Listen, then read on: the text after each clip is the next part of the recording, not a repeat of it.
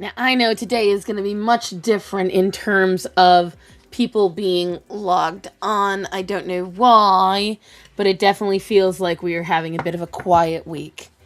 Also, YouTube has been kicking my ass. There has been a lot of drop off in the whatchamacallit, in the numbers again. It is what it is. But hello, children. How are we today? It is another fine Tuesday. It's been a weird one. I cannot tell a lie. I missed a whole line. Why, hello, Janet. Hello, HG. Evening, maybe where you are, my friend. I got the cookie croissant. There's a cookie croissant? Or croissant, whatever they say. But there's a cookie.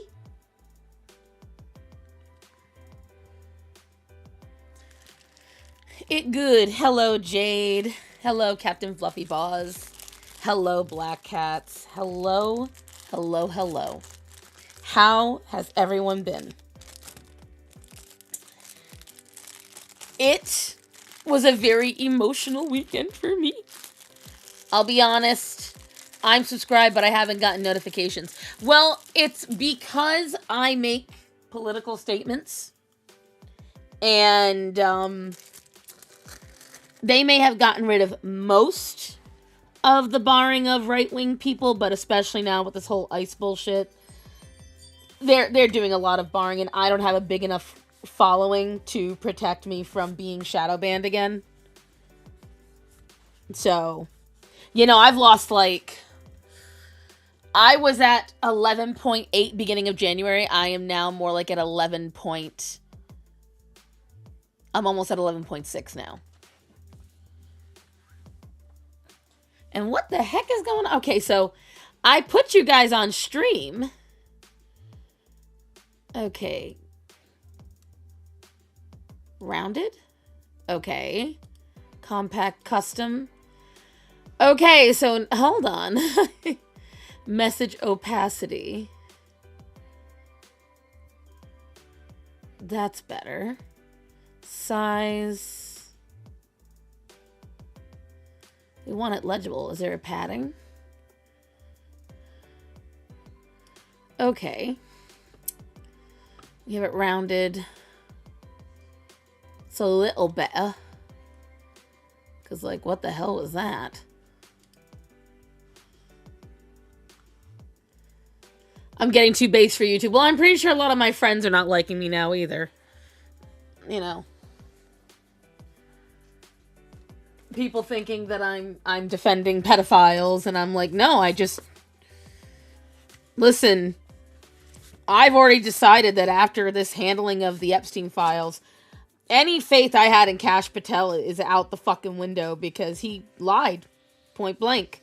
And yes, I am happy that they were released, but I'm still not liking the framework of it. You know, when you look back on it, I know why he said fraud and hoax and you know, fake. What I don't like is that Trump was referring to him being in the files because a recent file released last night shows that Trump was actually alerting the FBI in 2006 about Epstein. So that's great. That means that he was trying to get this man caught a long time ago. That's good. The flip side of that is that means that all this time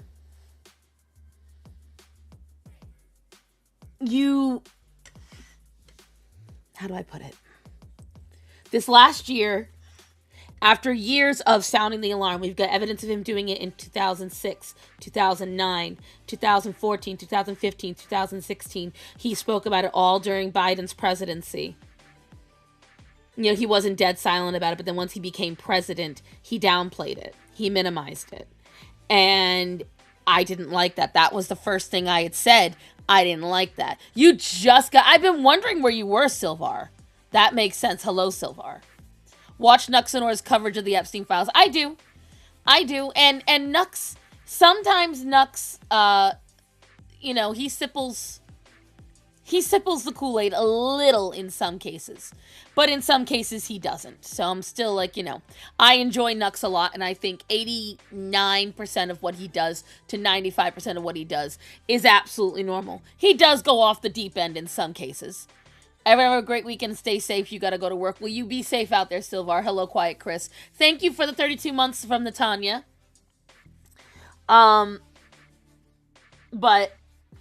I don't like what Pam Bondi's been doing. I don't like what Kash Patel has been doing. I don't like the whole Joe Rogan pipeline situation where you see these people go on social media, they say one thing, a few months later they say another. I don't like the whole influencer handoff of the Epstein files. That was really gross. I thought that was super gross. You know, there are things he did that I'm not a fan of. I'm not pleased with it. I don't think it was good. Will this show green if I click it? I don't know. It will not, but dang it. You know, so it's things like that, not a big fan of. And I don't like the whole idea of, for whatever reason, hiding it. I don't like that now that they're released, we've got redacted files. Now, I forgot what the name of him was, but one of the officials said they can openly see the unredacted files, and they don't understand why the unredacted files have not been released. There's no reason to protect these people. Now, today, oh my God, Umi, come on, kid. Remember that light I have that is kind of plugged in, kind of not? Umi Zoomy, I need you to get off of that light. Sorry, Penny. She got off of she was sitting on the frickin'... Ugh. All right. What was I saying? Oh, so Sunday night after the Super Bowl, supposedly, okay? I have not confirmed this. I shared it in my stories just because if it is true, it is really awesome. I have not confirmed it yet. It is something I intend to do today. Hold on. Come on. You piece of monkey shit. Come on. I had to help share this. After the Super Bowl, Okay. So, supposedly, Sam gloves. Do you have any disposable gloves, plastic gloves? You know, Sam, I am so sorry. I am without gloves. I am degloved. I am ungloved.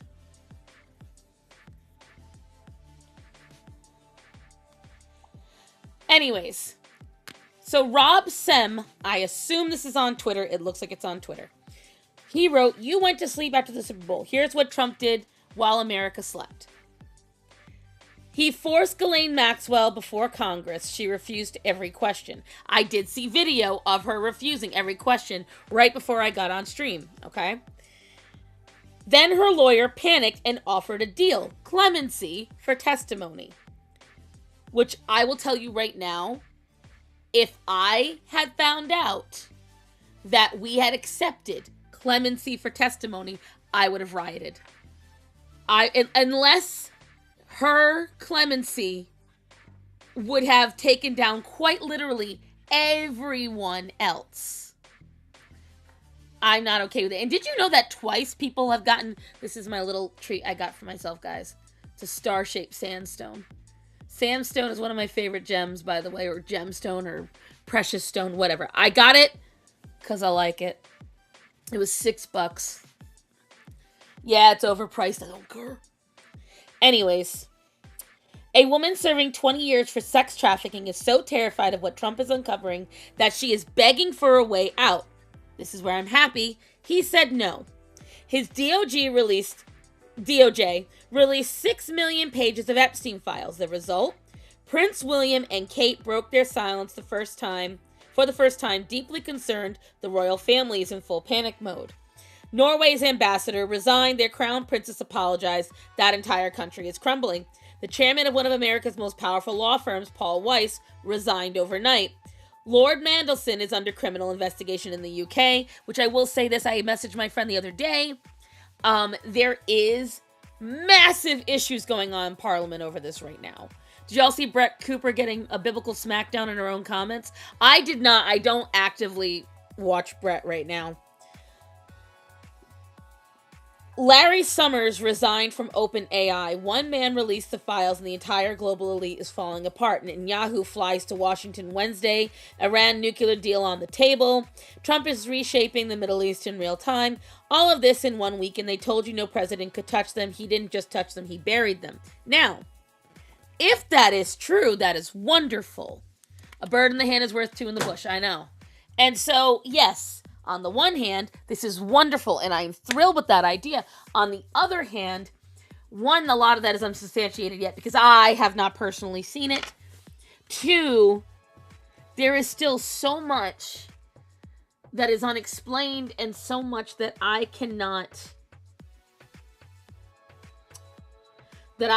understand yet. And maybe I'm just not intelligent enough for it. That is the case. You know, this whole ICE thing has really thrown me for a loop because so many people that were literally last week and 2 weeks ago saying to me that ICE had no legal authority and da-da-da-da-da. And then I show them the statutes and the titles in American law and they still come back with, well, this, that, and the other. I understand that there was some things that went wrong. But when I show the numbers and comparatively how it was before and after, I'm still told I'm a bigot. I've got people that don't answer my texts now. And I'm like, and people posting online saying, you know, oh, you're all just, you're blind. You suck Trump dick. Allie Carter, who is the most outspoken of the Epstein victims, herself said she never saw Trump there. She was never hurt by Trump. She was never touched by Trump. There was no Trump involved.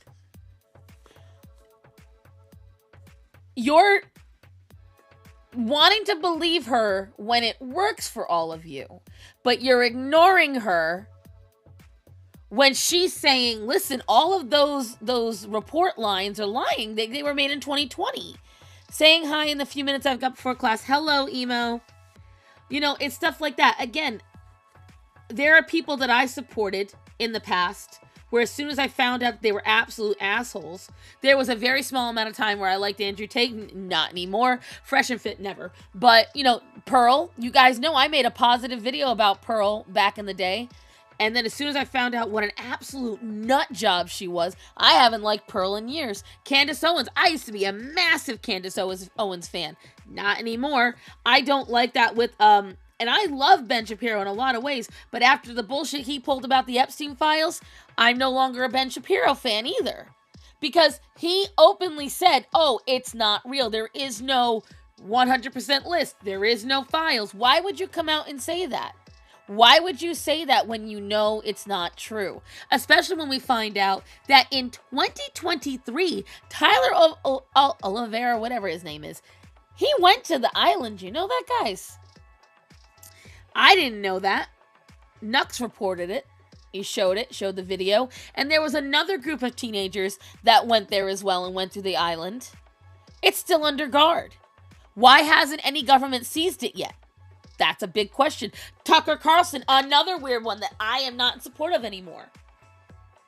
Same girl, my values never change, the people in parties have. Right. There are people that I used to support that I don't support anymore.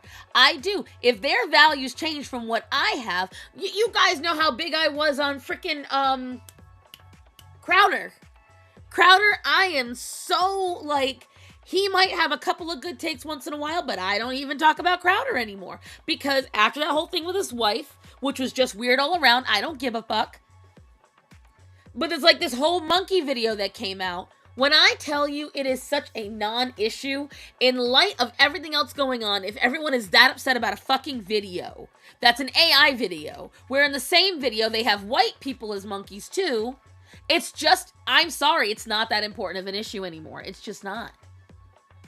You can hate me all you want. You can think that I'm a bigot. You can think I'm anything that you desire. I just do not see the issue with it anymore. Starman is home, by the way, guys. He's only texting from the other room.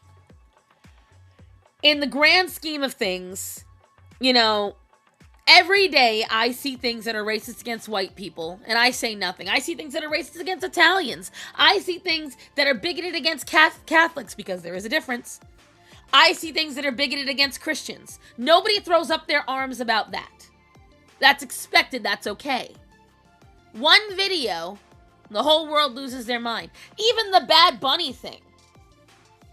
The Bad Bunny thing, I did not care to that extent. I stopped watching a lot of the halftime shows when they started playing artists that I didn't like or I didn't know. Well, see, I do defend bombing Hiroshima because I'm sorry. Guess what? Stopped a lot of shit from happening. It sucked, but that was a product of war. We don't do that anymore. That was almost 100 years ago, guys. They laughed at Charlie Kirk. I don't care if they're offended. Right. I defend a lot of what was done in World War II from the Allied forces because guess what? We were fighting true evil. But that's the problem. You have got people now that are being in, and I said it last stream as well. We have folks who are allowing evil to get into their minds. They are allowing evil to creep in. And evil does not need to be the outwardly facing horned devil with a pitchfork. Japan wasn't going to back down, exactly. What happened, Raven? Oh, just, you know. A lot of people are allowing shit to divide them. A lot of that. Bad Bunny. Didn't Candace Owens have a moment of sanity about that one? I have no idea. I literally do not watch Candace anymore. I don't. I will watch some of, whatchamacallit. Abba and Preach. I'll watch Nux. But mostly, I watch the congressional hearings. When I want to find out about something, someone might report something, and then I go back and I find the Senate or congressional hearings, and I listen to it point blank. Or I find neutral parties like The Lawyer Said What, because they don't give a political backing. No, it wasn't a military base, but that's because all of Japan was an attack zone. Satan is always coming in as charming and alluring, just like any sin. Right. The only reason they did not hit the homeland of America, audio went? Do you guys hear me? Because it's saying that I am perfectly fine. My little green ring is playing. Matt, can I be...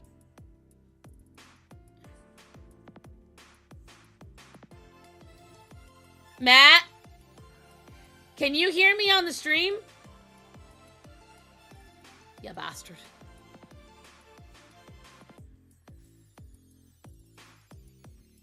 With everything going on, I'm finally glad to restrict my phone time. Yeah. Yes, HG is just goofy! HG, close it and open it again. Yeah, the only reason that Japan hit Hawaii at the time was because it was closer. But if they could have bombed mainland America, they absolutely would have. But you gotta remember, at that time, the technology was not exactly the greatest for getting there. And there were active plans to attack the mainland.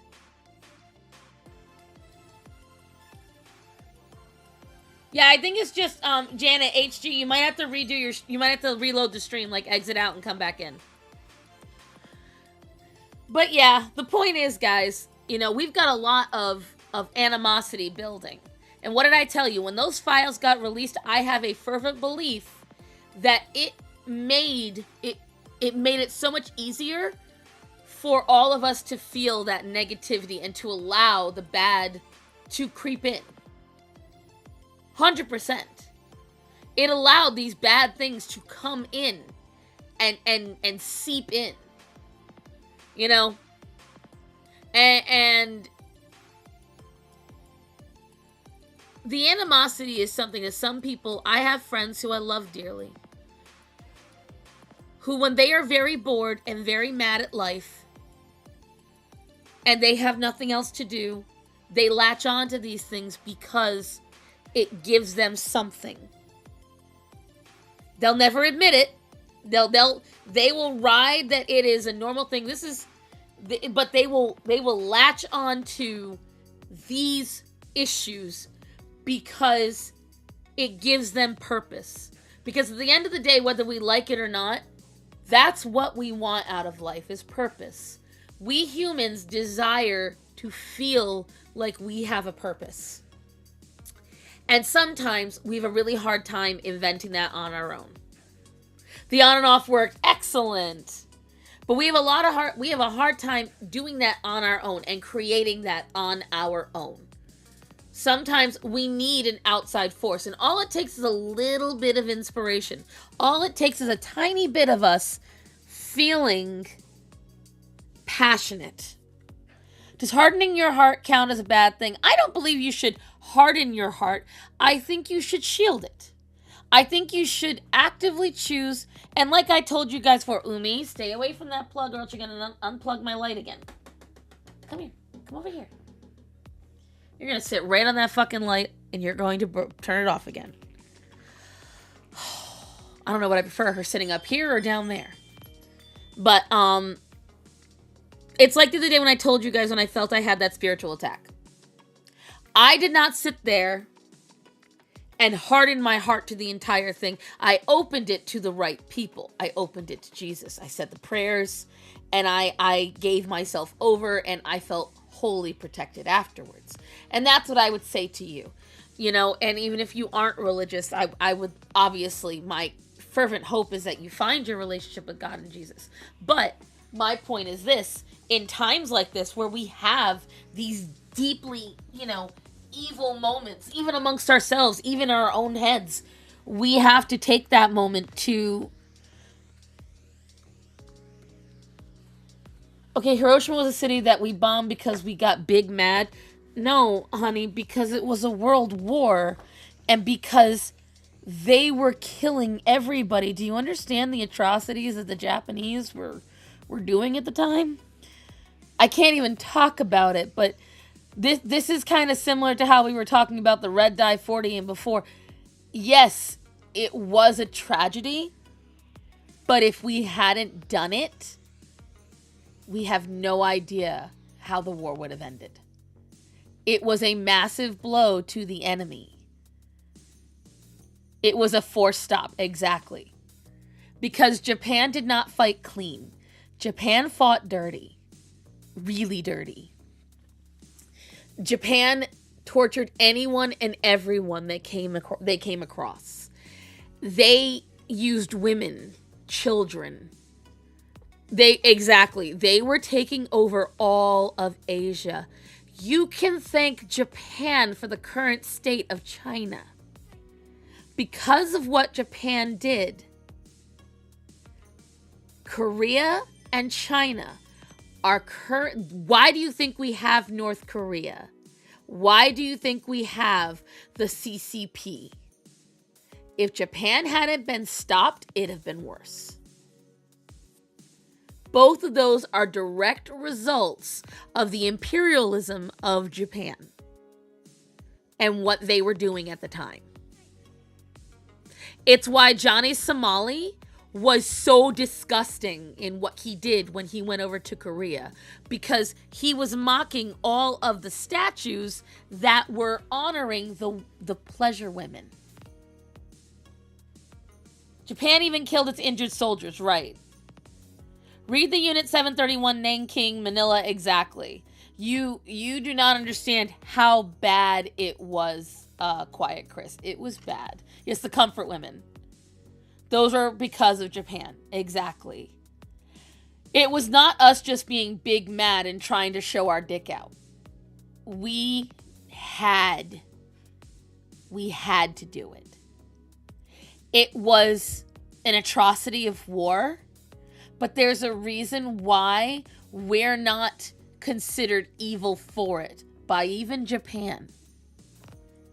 And it's because it was that, or the world war was going to escalate worse.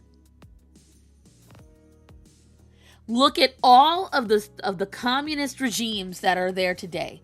This cold is killing me. I'm coughing up a lung. End my suffering. I shall grant you the end, but the tadpoles will make you come back. Okay, but there were innocent people. There are always innocent people, Quiet Chris. That's why war is war. That's the problem. Because you see, up until that point, Japan was doing the same thing. We had to fight. Japan operates still to this day, as they did then, on the oneness, the whole. So we cut where we had to. Yes, innocents were hurt, but that's how it was. Their side went after innocents. They did not care. And if we did not fight fire with fire, Japan isn't even teaching their citizens what they did. Exactly. It's saving face about the Eastern cultures. America liberated Europe, then looked over at Japan and said, "You're done." Hi, Dylan.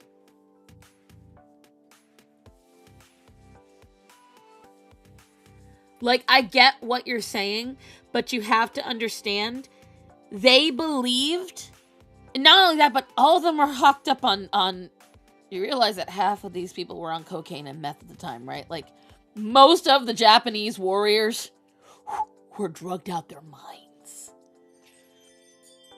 Collective over the individual in the usual system, exactly. And they were not getting hit. We were playing fair. They were not. It was the one of the few times America did not play fair because we had to.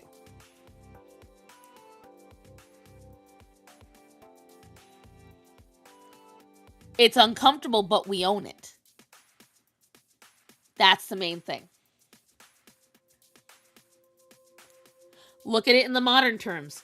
Look at Palestine. Look what Palestine does. We've already said it. When Hamas would hide their, whatchamacallits. Hamas would hide, based off all the knowledge I'm gathering, God was stupid for creating humans. We are not that of God. We don't understand the purpose of any of it.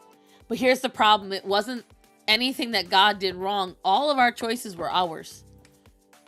All of our choices were ours. He gave us the chance at life. What we do with it afterwards is what we choose to do. But he makes no mistakes. Don't you put that watermelon in my chat, ma'am. I can't stand. I swear, Black Cats lives to troll me. Same with China and the concentration camps. Exactly. You have to look at it and look at the big picture of it all and understand what they were doing. World War II deaths, 50 to 85 million. Had we prolonged the war with Japan, the number would have been triple. The nukes killed between 100 to 200,000. We killed 100 to 200,000 to avoid another 90 million deaths. That is a very concise way to put it. Thank you, Bubs. Class starting soon. Talk to you later, and thanks for the excuse for me to yap my World War II knowledge. You are very welcome, Emo. Technically, thank Quiet Chris.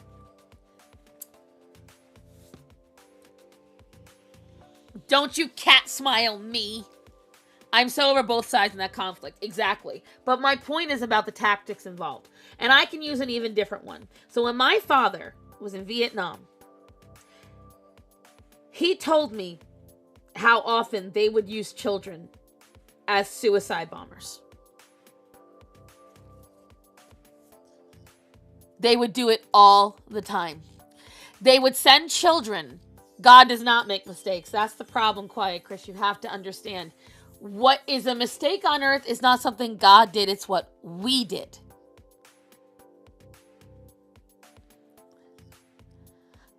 I would literally walk outside in Sub-Zero for a watermelon right now. As horrible as it is, let the rest of the world know we mean business. Exactly. That's the problem, because you see, what you see as a mistake, you don't understand is a lesson. There is always a lesson involved. What happened? Why did it happen? How can we prevent it? And who caused it? What were the actions? What were the actions that caused all of that? God had nothing to do with that. That is entirely free will. What we choose to do afterwards is on us, not God. Tanuki. And that's the part that people who are atheists or people who are angry with God don't want to accept. You cannot expect to be able to do whatever you want without consequence. Pretty much, Black Cat, create us and watch the shenanigans we do. Exactly.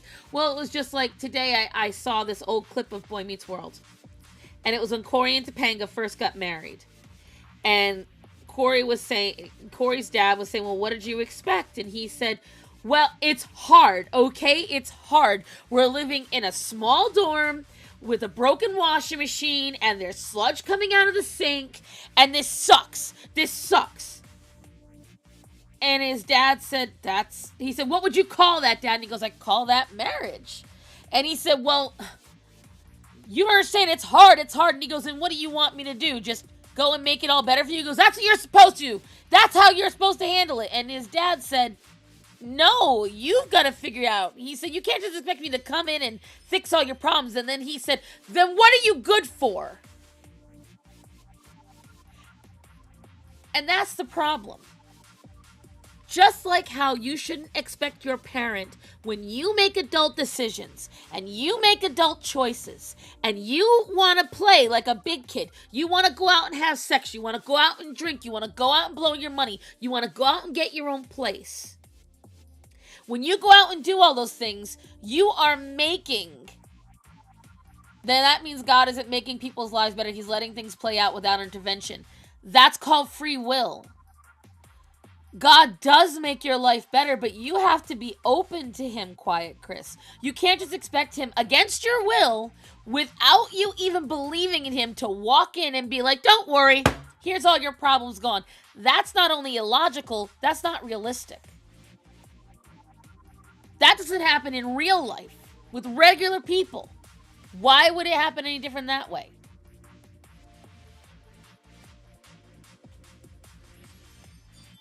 You have to understand,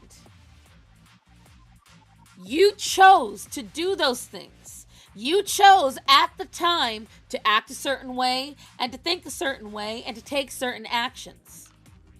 And then afterwards, when things blow up in your face, you go, oh, well, I don't like any of this and now it's uncomfortable. So just make it all better. What lesson do you learn?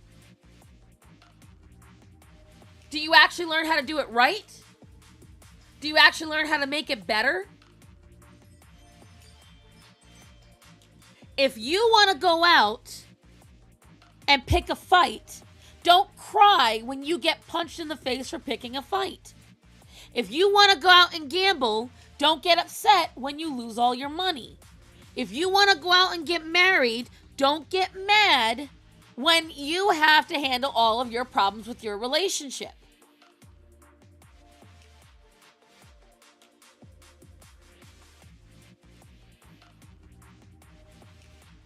For you, an example, it's like people trying to get an addict to get help. Right.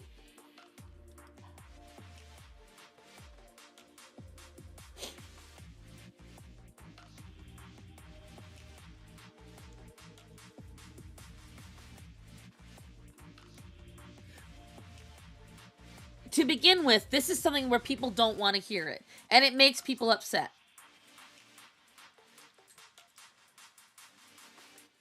People don't want to hear that God is not here to make your life sunshine and rainbows. To begin with, that's not reality.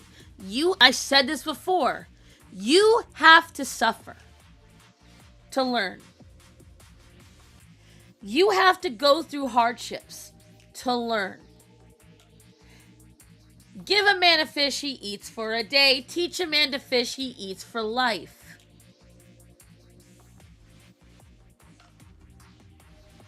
People want God not to be an almighty. They want him to be a genie. Because when you make choices on your own and things come out good, you don't want God to step in. You're fine then. Oh, God didn't, that wasn't God, that was me. But when shit goes haywire, why didn't God help me? So why is it you're doing when things go right, but it's God's doing when things go wrong? Why is it up to God to fix it when you fuck up? But when everything goes right, it's just you doing so good and you making great choices.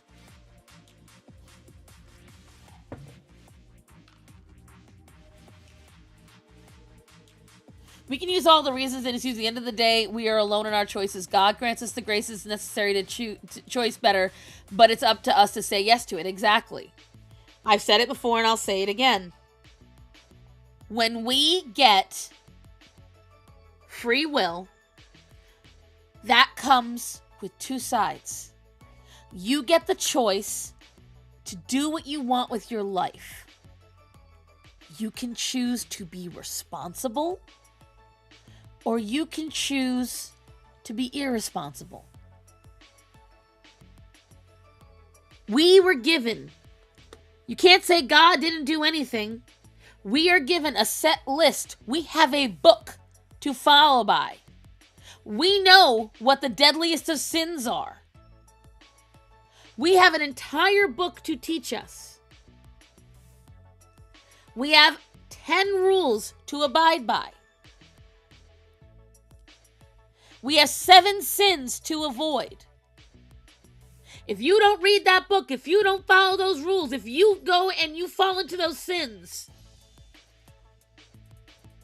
what exactly is God supposed to do?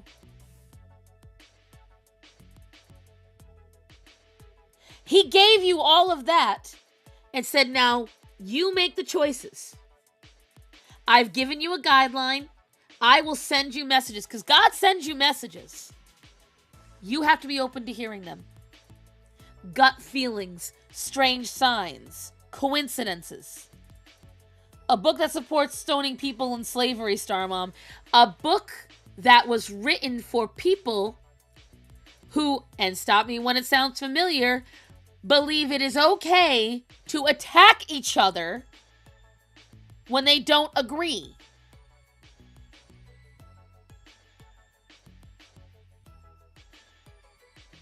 Because it doesn't technically, number one, if you read into it, it only says to stone the sinners. And slaves are not what you think of the way we do. They were indentured, which means they earn their freedom over time.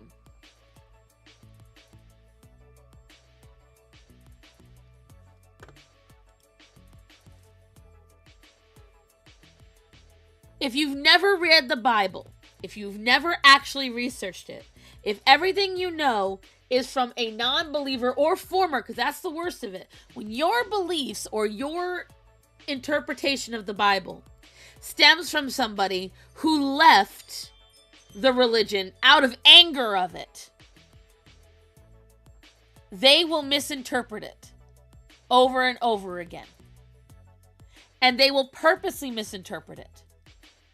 Especially if you read certain versions of the Bible that were purposely translated. Thou may pop the booty hole. Stop it, black cats.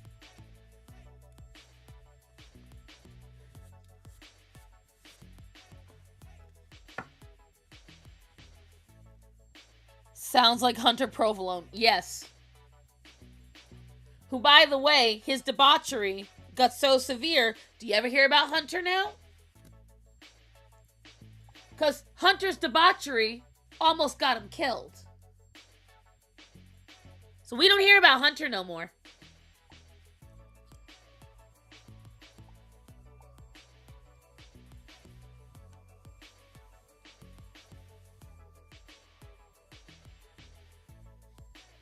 Let's use the trusty hand of Google.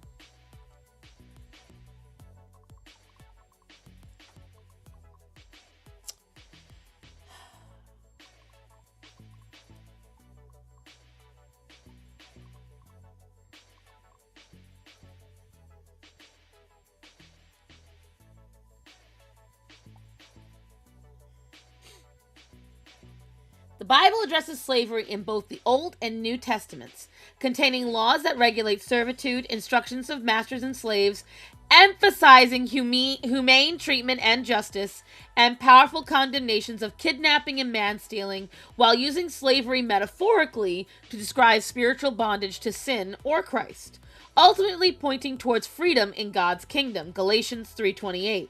While it doesn't explicitly abolish the ancient institution, it humanizes slaves, condemns abuse, and sets a trajectory towards liberation, contrasting ancient Near Eastern servitude of chattel slavery, like the transatlantic slave trade. The Old Testament regulations, Mosaic law, protection for Hebrew slaves. Hebrew slaves were to be freed after 6 years, not sent away empty-handed, and not to be mistreated. Exodus 21, 2-11, Deuteronomy 15, 12-18. Kidnapping condemned. Stealing and selling of a human, man-stealing, was punishable by death. Exodus 21:16.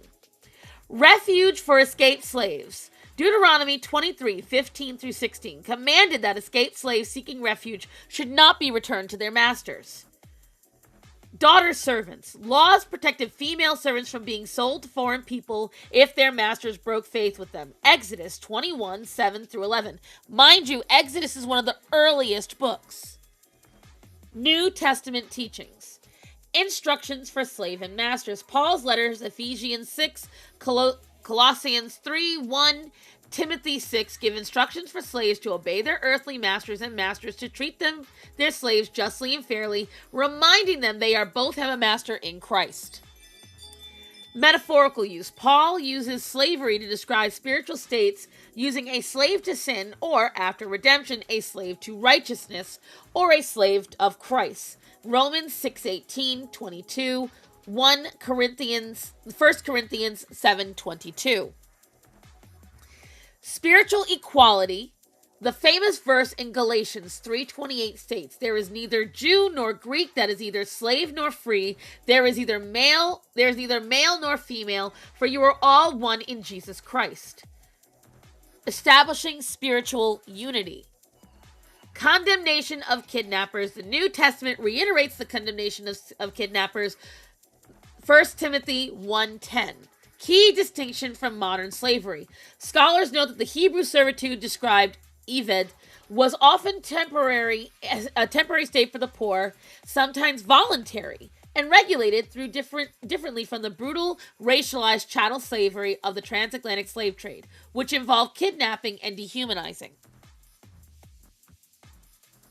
So that's first of all. Guys, if you are going to judge something, if you're going to be upset about something, this is free. This is free. Now, let's do it on stoning.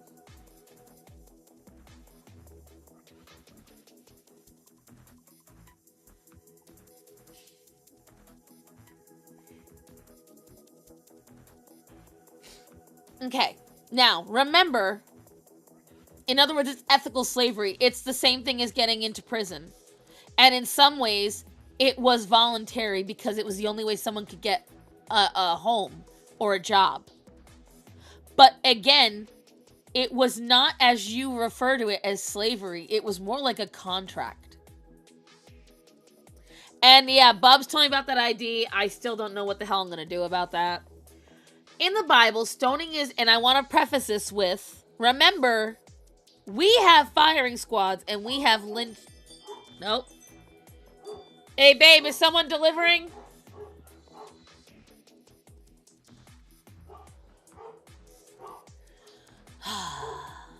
Orion's real incensed right now. Like, we still have the death penalty, okay? We just have moved beyond the old ways of doing it. In the Bible, stoning is depicted as primarily in the Old Testament as a form of capital punishment under the Mosaic law, intended to remove severe sin from the community and maintain holiness. It was a communal, public execution, usually reserved for violation of God's law that threatened the covenant relationship. The New Testament does not endorse stoning, which, by the way, guys, if you are not aware, Jesus dying for our sins washed us of a lot of the practices of the Old Testament. The New Testament does not endorse stoning, with Jesus' teaching shifting focus towards grace and redemption, though stoning continued in practice as mob justice or in religious texts. Is work ethical slavery? In a way, yes. Stoning in the Old Testament. Stoning was a legal prescribed penalty for offenses that severely violated moral and spiritual laws. Key examples: idolatry and false worship. Now don't forget, yes, those are considered exceedingly blasphemous. Worshipping false gods, engaging in sorcery, or offering children to the Moloch. Okay? By the way, Moloch is exactly who the peeps on the island they were offering those children to. Blasphemy, cursing the name of the Lord, Leviticus 24:16.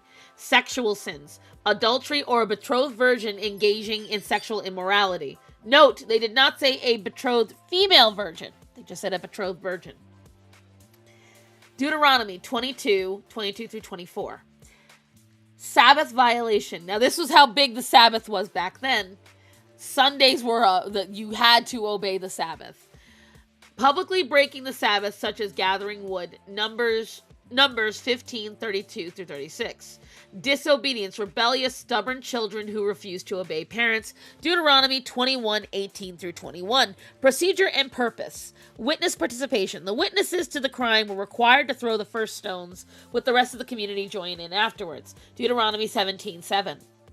Location. The executions took place outside of the camp or city walls to avoid contaminating the community with the impurity of death. Purpose. The stated goal was to purge the evil from among you, serving as a deterrent against sin and reinforcing communal responsibility. Non-burial. Stoned individuals were often left unburied, which was considered a curse or a sign of total removal of the community. Stoning in the New Testament. While the law prescribes stoning, the New Testament highlights a change in approach. Jesus and the adulterous woman, which we all know very, very well. Jesus and the adulterous woman, John 8:3 through 11. When asked about stoning a woman caught in adultery, Jesus challenged the accusers, "Let him who is without sin among you be the first to cast a stone at her." This highlighted a shift from strict legalism to mercy and introspection. Mob action. Stoning occurred outside of the legal law, such as the attempted stoning of Jesus, John 10:31, and the murder of Stephen, the first Christian martyrs, Acts 7:58 through 60. Transition to grace. The New Testament emphasizes that the believers are under a new covenant of grace and forgiveness rather than the legalistic penalties of the old law. Key takeaways. Old Testament. God commanded stoning as a necessary measure for purity of the theocratic Israel. New Testament, the practice is not endorsed. Instead, Christ's sacrifice is viewed as a fulfillment of the law's requirements. Theological meaning. Stoning was a stark reminder of the seriousness of sin and the holiness of God. Oh, she's still reading. Yes, I'm going to go over the whole thing. Because again, while I may have gave the abridged version, what I said was not incorrect. Oh, good, Storm. I went and picked up whatever the hell it was. So my point is this. You cannot say God made a mistake. We have the choice. We have the choice. We asked for it. We were granted it. There is no mistake because at the end of the day, what we do, that means you can also get executed because you cheated. It meant you could have. Quiet, Chris, you are actively choosing what to hear. I literally just read that no, the New Testament even says, no, you can't. No, you shouldn't.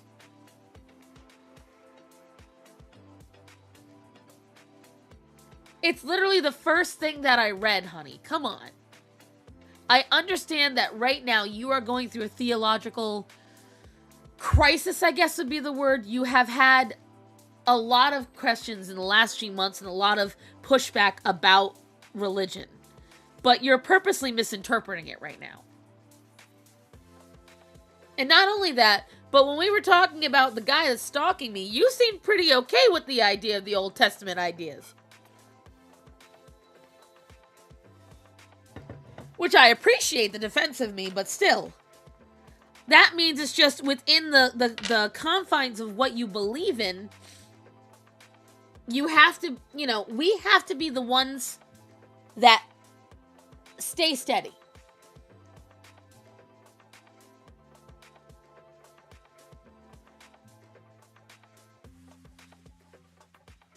Yes, the Taliban did.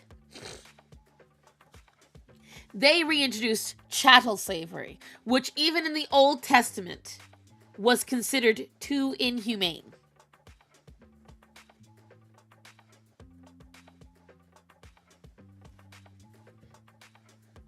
Again, I completely misheard that, my bad. Thank you.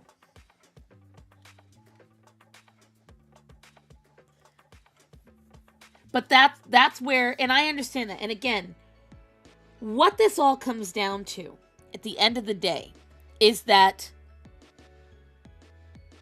we were given a book that even corrected its own teachings and punishments and updated itself to say that no, we should not be casting death. But we have to also remember the time when the Old Testament was passed around. Guys, it traveled around the Middle East with people who were, let's just be honest, these were small tribes of primarily inbred people who had a life expectancy of 40, and they had to be controlled. They were people who, they actively communicated with God. They actively saw the miracles and acts of God, and then would still say, hey, let's worship this golden cow instead. These were not bright people. Okay? So yes, a heavier hand had to be used against them. Whether that sounds kindly or not, I don't care. But once we started getting smarter, and once we started becoming more civilized as a group, it was different.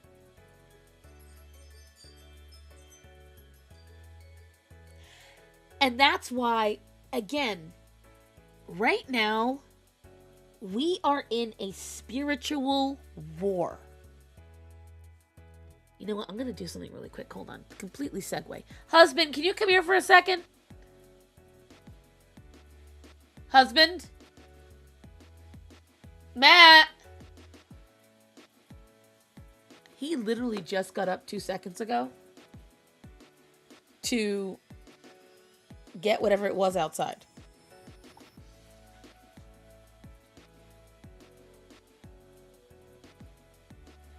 There's no way in hell he's already asleep. There's no way. Hi, Greta. About to call this man. So he's in the house.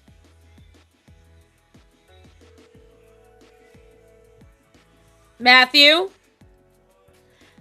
Can you come here for a second? I called you 3 times.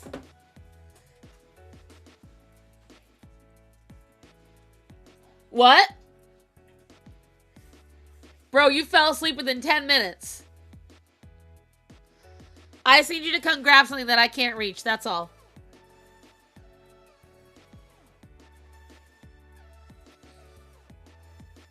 Starman ascended.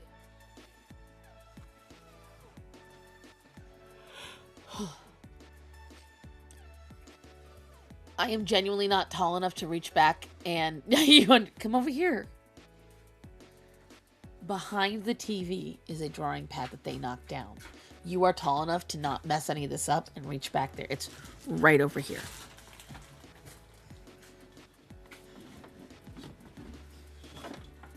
Thank you. Appreciate you. Enjoy your nappy poos. The book corrected itself. That means a few things. God either really did fuck up, that books were bad, translations were bad, or all of the above. What it did was it updated it. It's not about God fucking up. It's him saying, okay, you guys are better now. I will do kinder by you. Did I drink water today? What do you think? Again, it feels like you're doing a confirmation bias, Chris. You are very hardcore looking for where you can do a ha, gotcha, see, look, God's bad. God did this. But at the end of the day, it's us. And yes, there are a lot of, the Old Testament is why Christ died for us, and the New Testament is how we live for him. People knew Christ was coming. They knew that the coming of Christ would create a new covenant. It's not about screwing it up, it's about creating a new covenant. That's all there is.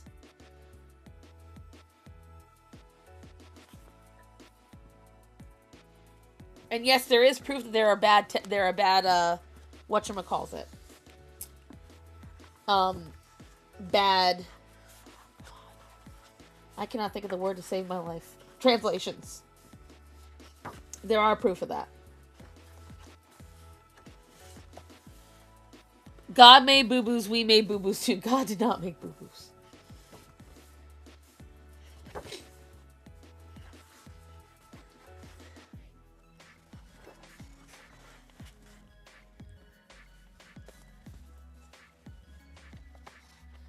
What it does feel like, Chris, is that it just feels like right now you are in a spiritual battle. I can do nothing for that. What she's saying is, Chris, is that it feels... Whenever we have a religious discussion, you push back. But in a way that feels more like a kid fighting at a parent because they don't like the parent's rules. That's how it feels. And I'm not saying that you are not allowed to be upset, that you have to do... You do not have to do anything. But if you expect us to be disingenuous about the Lord, we're not going to be. We're not going to agree on certain aspects if they're not correct. We understand that for you, it feels that way. We understand that for you, in your interpretation, it feels that way. But I would say to you, if you feel this strongly, I am not able to argue with you if you tell me, no, I have researched this, I have read the Bible, I have interviewed people, I have done all that, because I have friends who are Muslim who hate the Islamic regimes. I have people I know that are from Turkey who are Muslim. When we had a very long religious discussion, I could not believe how much of our religions were the same and what they were rebuking once I spoke to them. The things that I hear about the Quran and about the whatchamacallit, the overall, when I spoke to them, it'll grow, shut up. When I spoke to them, their love of God and even of Jesus, although they do not believe him to be Christ, their even love of Jesus was incredible. And they wanted nothing more than to hear from me as a Catholic. And they wanted to hear my faith. And they wanted to hear what I believed in. I just feel his rules feel like riddles. But you also feel that a lot of things that are standard because of the way you were raised and because of what you've experienced in life are not realistic. You don't believe in love and marriage. You don't think you should have kids. You know, there's a lot of things where for you, they're different because they just don't make sense. And that's because you've had a lot of chaos. And I've already said this in the past, people who have grown up in chaos, people who have grown up in situations where they do not get, what's the word I'm looking for? They don't have stability and reliability in their life, which you've told us point blank you have not. It's very hard to trust stability.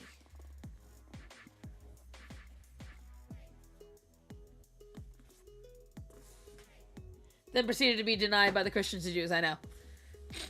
And, you know, when you've told us point blank that you are unable to really, like, not handle stuff because of the instability you've experienced, yeah, it makes a lot of sense for us why, for you, a lot of it sounds like riddles, but it's point blank.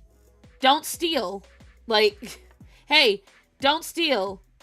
Don't covet someone else's woman or man.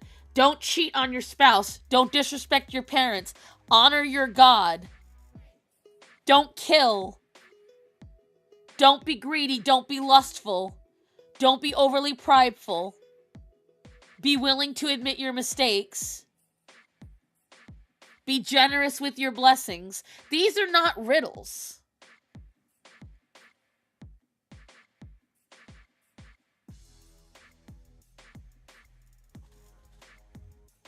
Like, that's the thing. You're seeing them as riddles. They're not.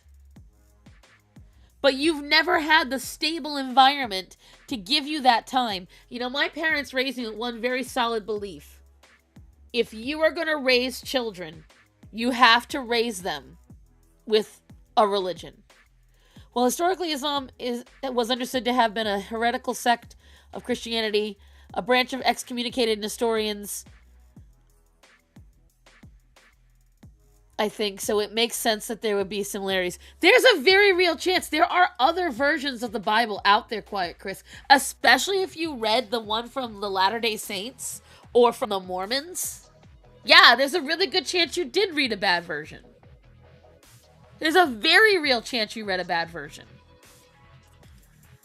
I can't ask Starman now because he just sat back down.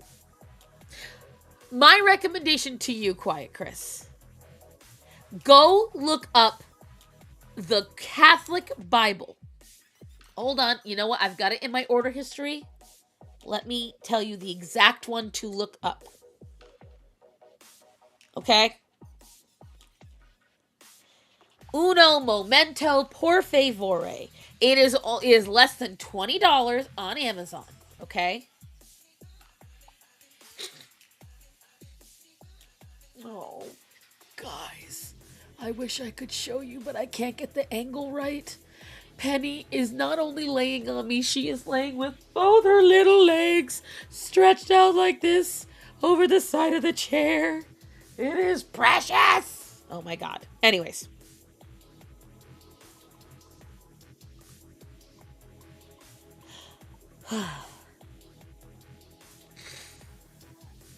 The NASB Bible. Boom, even better. The Great Adventure Bible is good too since it gives you indexes and historical contexts. This is the one that I got, the NASB. That's the one that I got, okay? It came with almost 2,000 pages. It was very pretty. It had maps. It had indexes.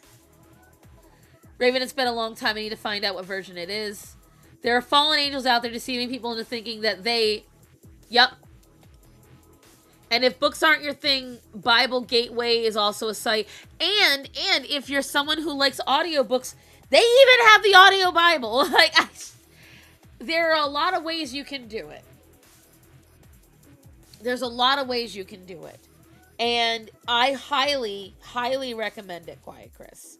Because I feel like the reason why it's very hard for you is because you were raised potentially by people who were not secure in their faith.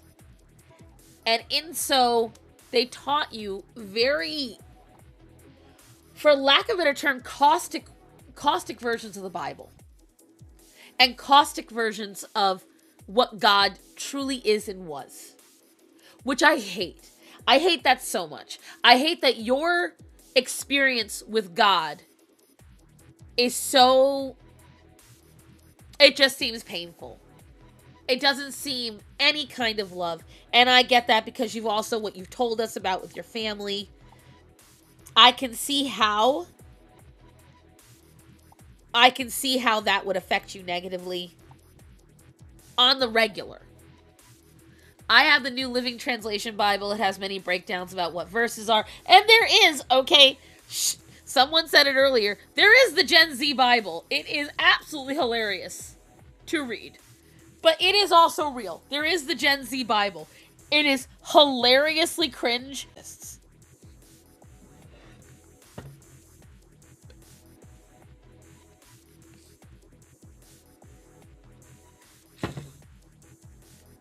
And I do recommend it if you're someone who wants to absorb it, maybe in a way that is closer to the way you talk. Who knows? But for me, I always feel like you cannot go into God. Maybe I've been shouting too much. My nose is stuffy and I don't need to go to the bathroom, so I don't know. My nose is very stuffy today. You have to go into God wanting to have that relationship. If you go into it looking to disprove his existence, if you go into it looking to show why you're right in hating him or being mad at him, you're not going to find anything that's going to bring you joy. You are not. You are not going to find anything that's going to bring you happiness. It is only going to bring you more sorrow. And that's just the God's honest truth. I can't help you. I can't help you find that relationship on my own. I couldn't even do it with Gothix fully. Gothix was begging for someone to lead her, and I couldn't be that full leader. I could only help plant a seed. It had to be Graham that did the rest. So maybe I'm not good enough of a Christian. And I have to sit with that. But I will tell you that me personally,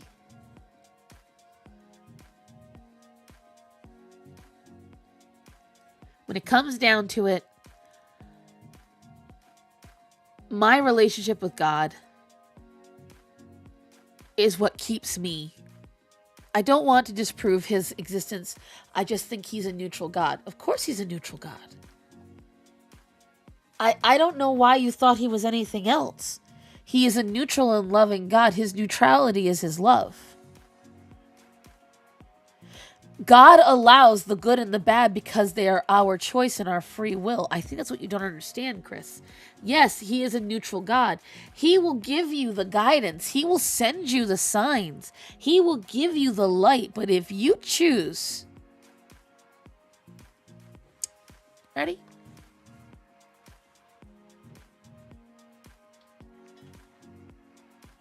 Okay. Hold on.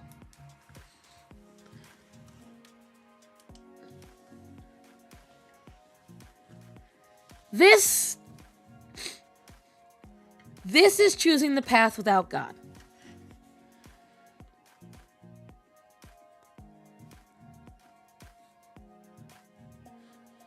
You can kind of see, but there's shadows in the way. There's things holding you back. It's a little hazy. It's a little hard to see. Okay? But then you decide, okay, maybe I will start reading the Bible. So you get a little light. There's a small light in the distance. Okay? And you start to get some help, but you have to stay really close to it in order to start seeing stuff. Because you're not fully open yet. Okay? You still got blockades in the way. You can't really do the details like you want to. So then you go, okay, maybe I'll read. I'll start looking a little more. I'll start paying attention a little more. So now you've got a little more light. Maybe you're praying now. Maybe you're looking for positive signs. You're starting to acknowledge that The things that go bad in your life, God did not do to you. And then one day, something in your life just clicks. Something you've been ignoring, maybe something you've been really fighting hard against. Okay? And you let go. And you accept it.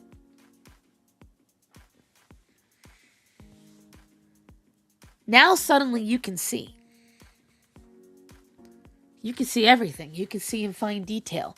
You don't need to cling to that tiny light just to get even an idea.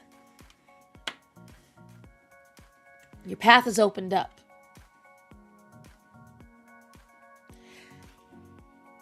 You think that he's not a totally good God.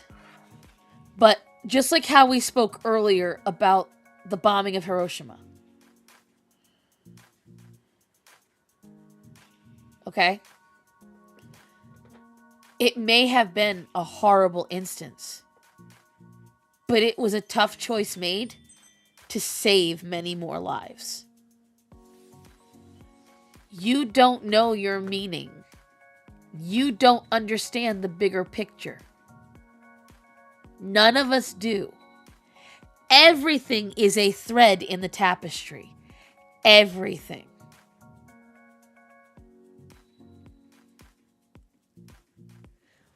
Bad things happen. And the problem, what people don't want to hear. Bad things have to happen.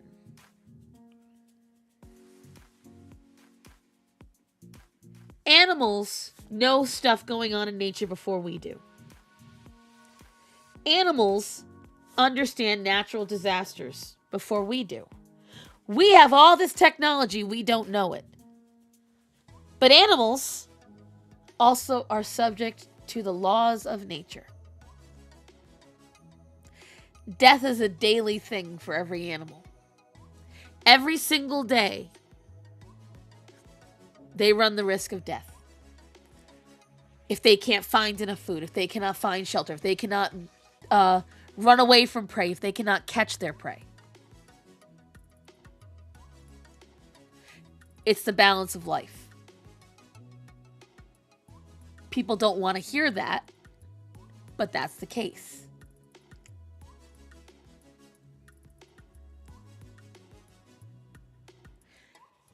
The problem is that folks don't see that as good.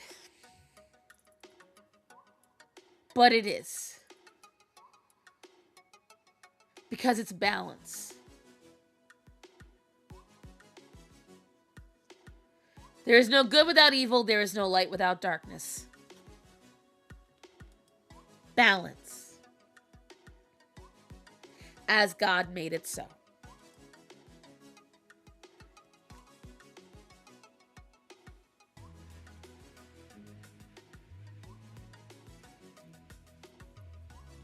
And that is how it is. Some bad things have to happen. I agree. My dad threatened to shoot me. Never needed to happen. But did God make him say that, Chris? You cannot blame God for the bad choices of your father.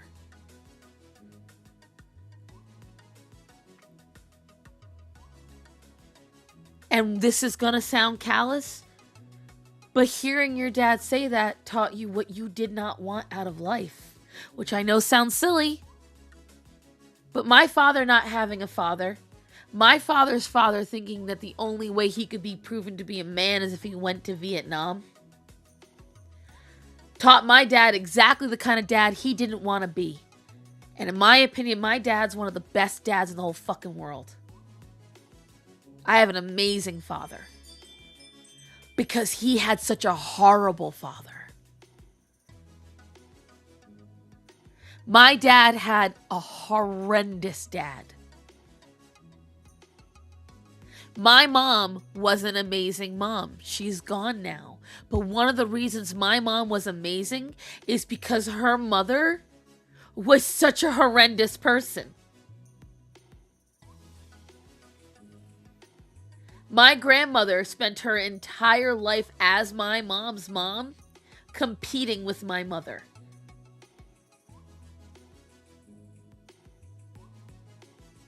My mom spent her entire life making sure my brother and I never felt that way.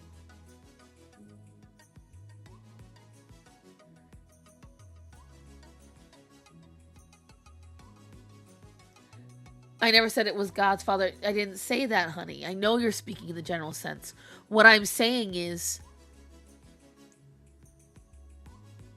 it's not about needing to happen technically. But that was not God's choice. That was your father's choice.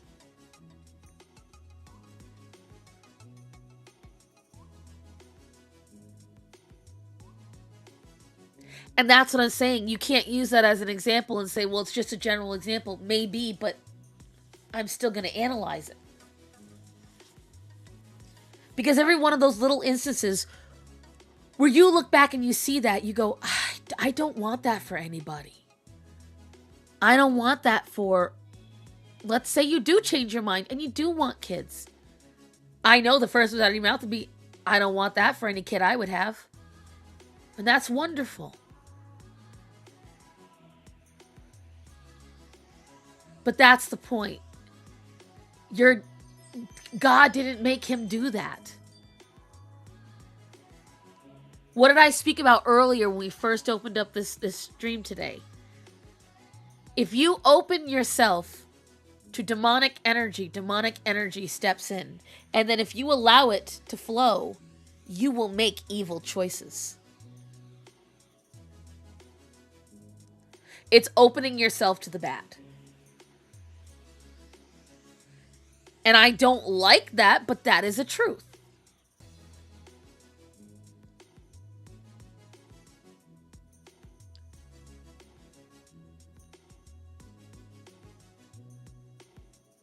I speak in logisticals. For me, it's illogical to blame God for what someone else does. Even if they do it in the name of God, you find out afterwards they misinterpreted something. They said it wrong. They're doing it just because they want control. We can find a million reasons.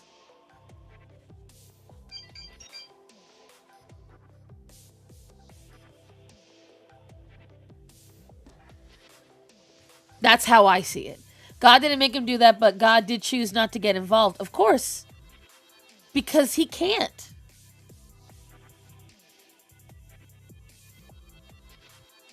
Why would God get involved?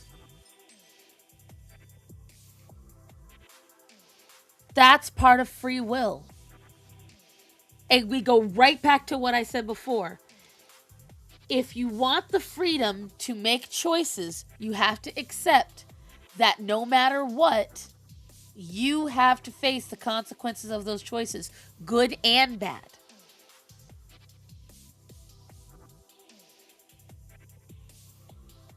That's it. Sometimes somebody who is open enough to the spirituality of God can step in. They get the calling, they're there in time. But it's not always the case.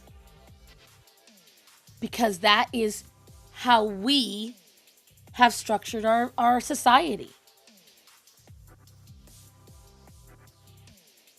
Again, when everything's going wrong, when everything's going right, I don't see anyone sitting there going, oh, well, I do, but you know what I mean. I don't hear anyone say, oh, I got this this good drawing. God stepped in and helped me. We didn't feel it then. But because someone was cruel to me, why didn't God step in? Thing is, though, God is involved. He is there with us in everything, including the suffering we face because of life and because of the choices and others choose that affect us. Exactly. Because what does affect you later on in life is what you choose to do with the actions that are brought against you. How did you expect God to interact? Exactly. That's my question. What was expected? A voice to come down and say, don't talk that way? And then what? Because after that, then, you know, I'm going to put it this way. And this is going to sound really heartless, but hear me out. There's a gentleman that walks around town, because I told you guys I'm helping with a restaurant here in town. Hello, Ben is my name. When he comes over, because it's obviously very cold out, he will come and he'll talk. And I tell him, I have no authority to give you any food. One time the owners were there, I was able to give him some food. I said, this is kind of like a one-time thing. He now every day, when he sees me, he comes in and asks for free food.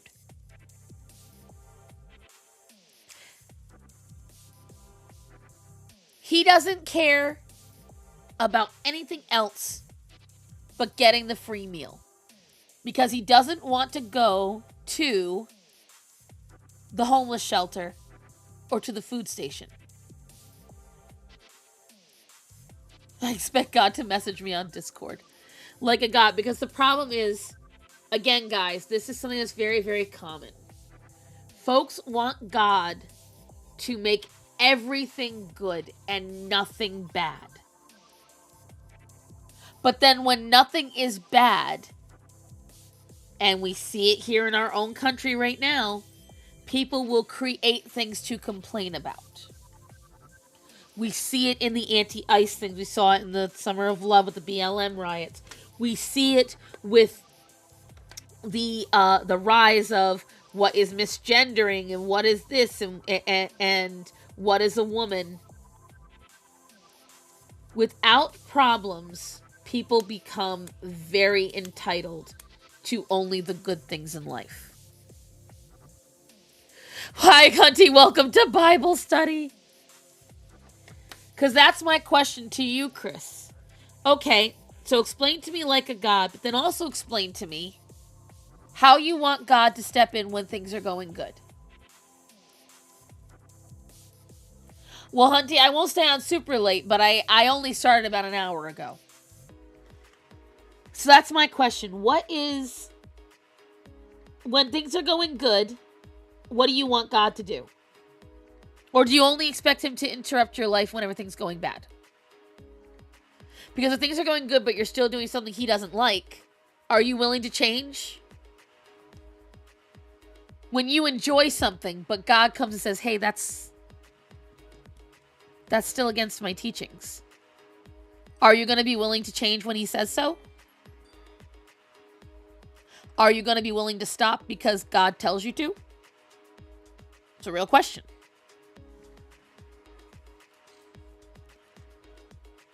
Open your Bible to John 6. Little shit.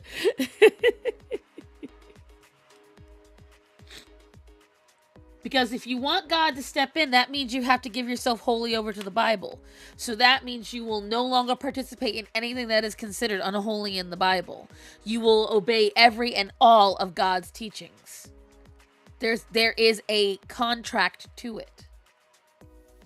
So that's my question. Are you willing to become wholly and 100% dedicated to exactly what you're supposed to? Are you willing to readjust yourself when everything's going good and you're feeling great? Because God says, hey, when you wanted me to fix your bad, I fixed it. I do not like what you're doing. Stop that. Fix it. Are you willing to? Because that is also a God. A God is not a genie. They do not obey you. You obey them.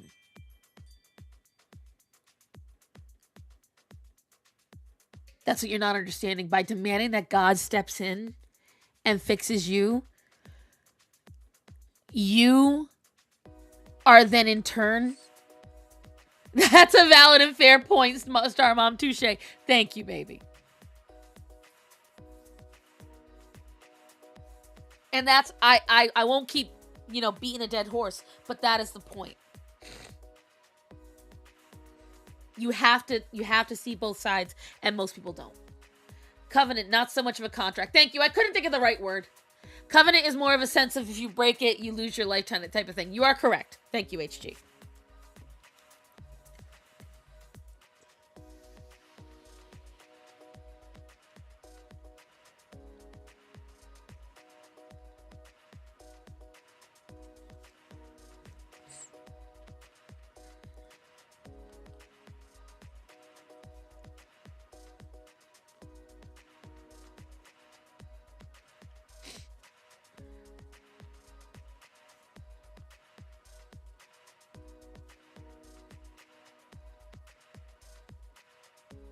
Chris, it would bring me nothing more joy than to know that you get a relationship with God.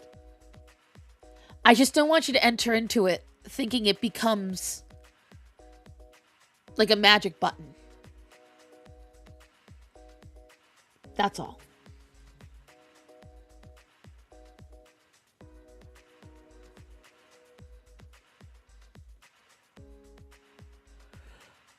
Whew.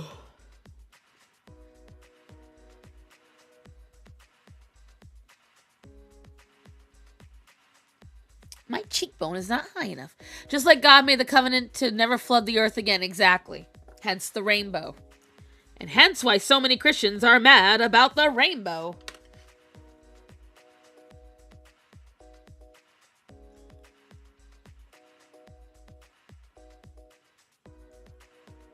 I just always liked rainbows because it was all the colors. That's what I liked.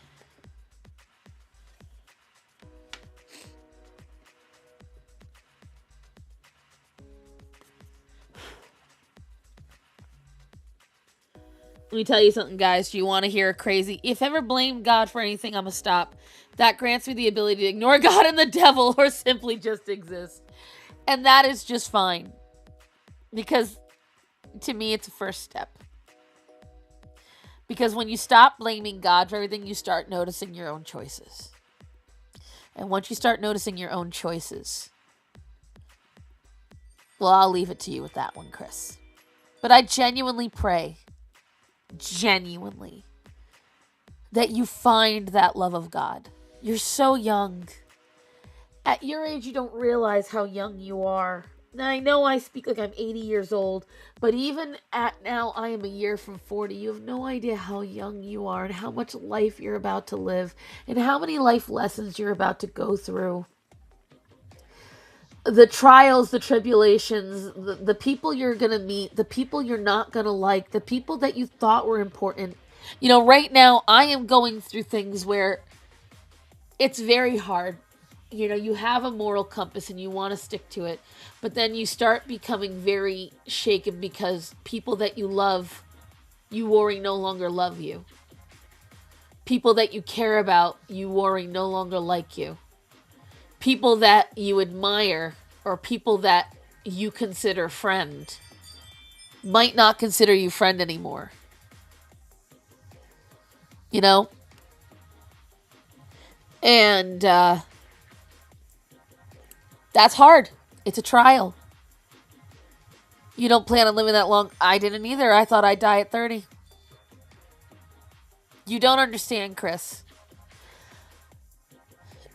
I thought I was going to be dead by 30. Because it's very hard to understand that length of life when you're young.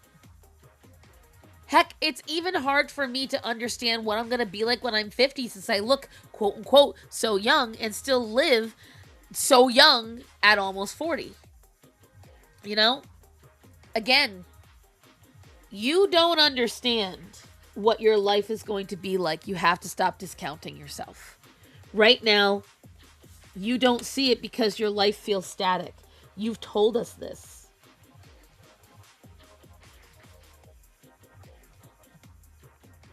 But it's not static. You have life. And you will have a life to live. It's just not there yet, honey. That's all. That's all.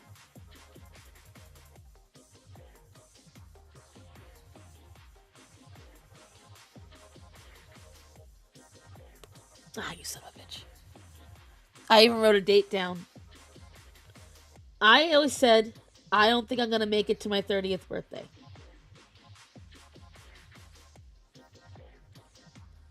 I used to say all the time, I am not going to make it to my 30th birthday. And here I am. A lot of times, folks who feel like they have no control over their lives or feel like they are very lost, think like that, Chris. You wrote that date down because otherwise you don't feel like there's control in life. You've told us this. You've told us this in the Discord. with everything you've gotten revealed about your dad and your family and stuff. It's your way of maintaining a control that you do not have, which I completely understand. It doesn't mean you're not going to live. It just means that right now, you have a very hard time with the grasping of it. I still think I'll live past 40 for some reason. I hear that from a lot of young people. The both of you are in your early 20s. So I believe that. I believe that you believe that because I believed that. Because it feels so far. Because it... Thanks, Umi. I appreciate you so much. Dang it, Umi.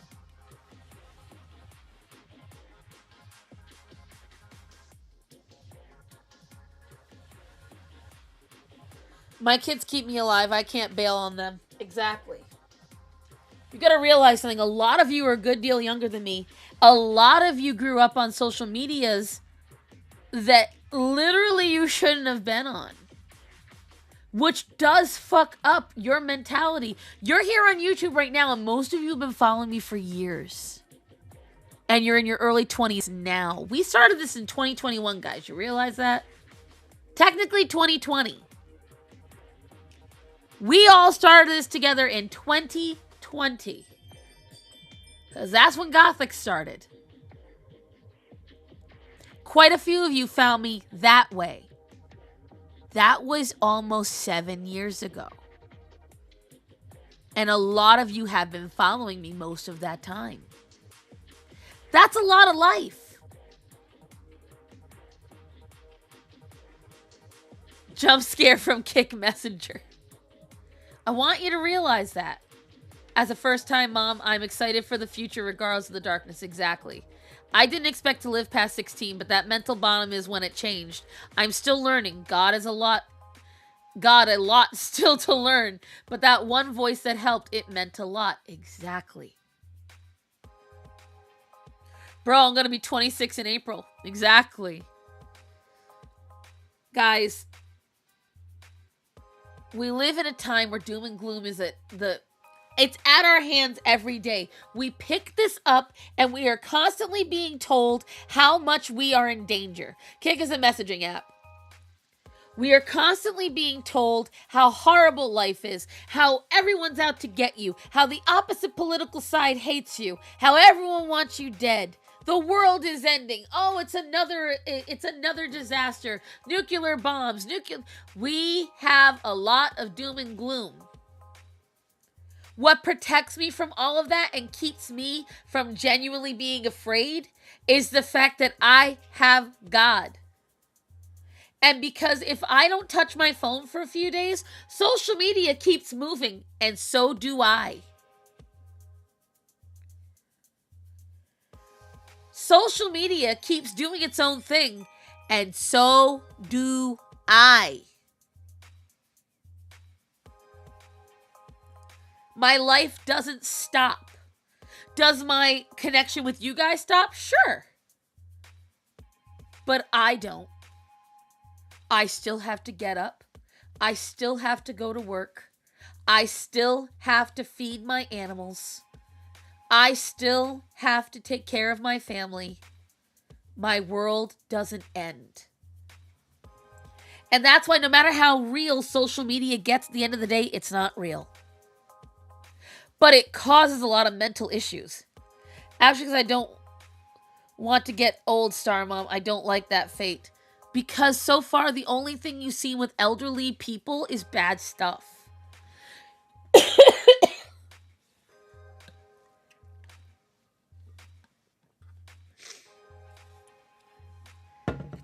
I'm telling you,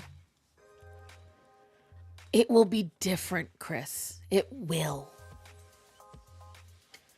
But you have to be wanting that. You have to want better for yourself. You have to want more light for yourself. You have to want more positivity for yourself.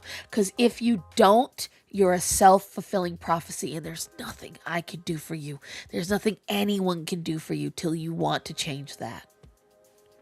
That's the truth.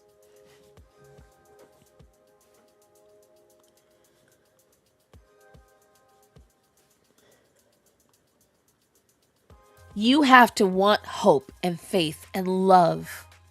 You have to want positivity. You have to choose happy. There's a lot in my life that I could look around and hate myself for. There's a lot in my life I could look around and I could kick myself for. But you know what I do every single day, guys? Despite the fact that my house is a mess, half the appliances in my house are broken, and I'm always in a state of poverty, I also count my blessings. I count all of them. I have a roof over my head that my husband and I managed to get. What is hope? Ha ha ha ha ha. I have a roof over my head. I have my own property. I have a place where if somebody truly needs me to take care of an animal, I can do so. I have a marriage, which, yes, is not perfect, but it's mine. I have a God that loves me and has given me so many blessings. I have a brain that I can do a lot with, and sometimes I squander. I may have lost my mother, but I still have my father. I may not have kids, but my brother and all of my friends are able to make children that I can still love.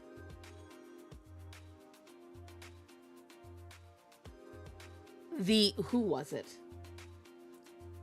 I don't remember which band right now, which is going to sound really bad, but you can't always get what you want. But you just might get what you need.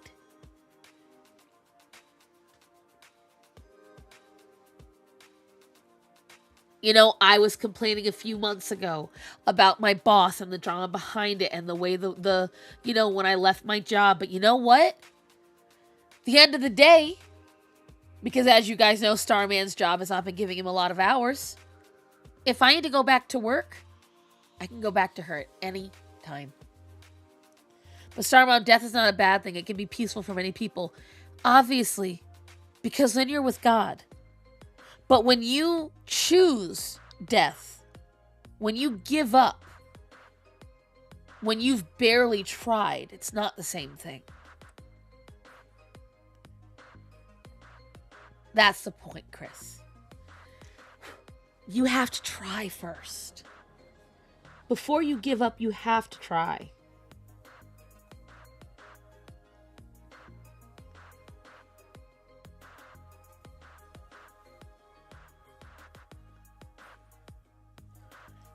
Headphones are dead, but have fun, you guys. It will get better, I promise. Exactly. And thank you, Raven.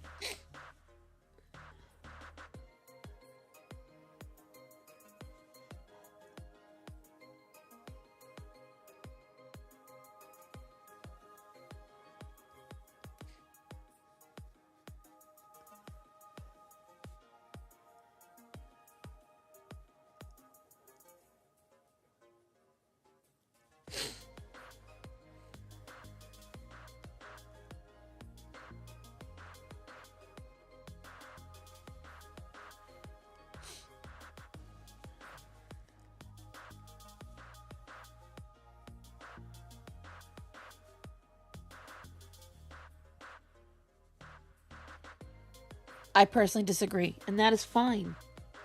But I'm also going to say it's because you haven't lived enough life.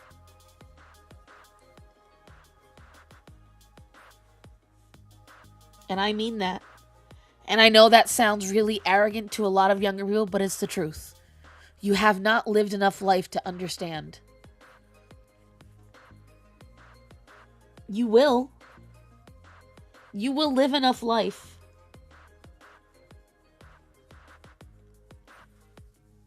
And then your change will happen.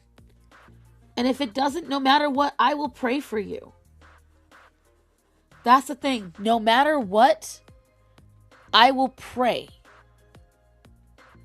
that you seek and see a better tomorrow. And that you understand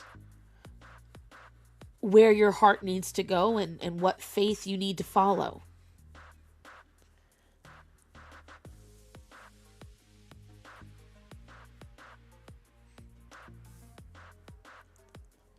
22 years is a long time, but not when it's the only life you've lived.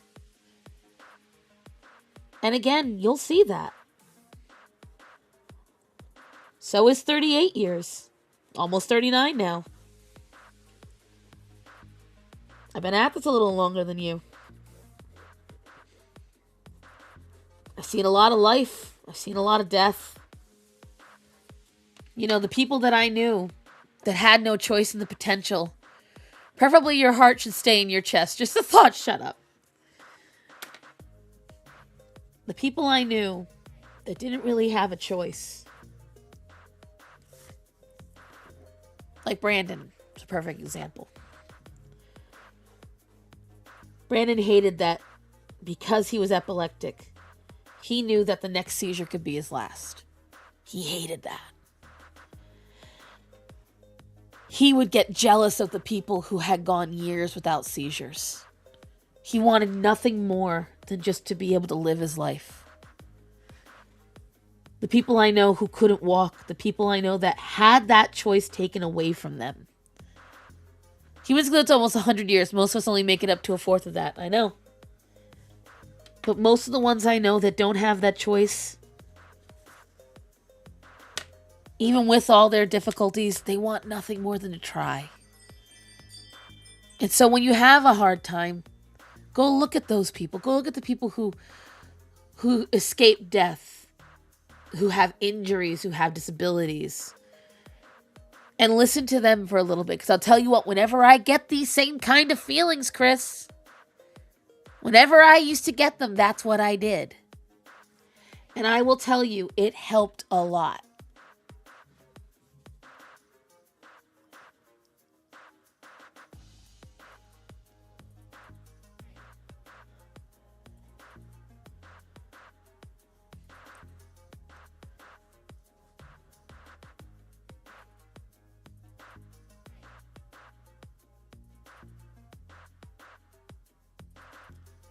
And I don't want this to be something where you feel like we're picking on you or anything like that.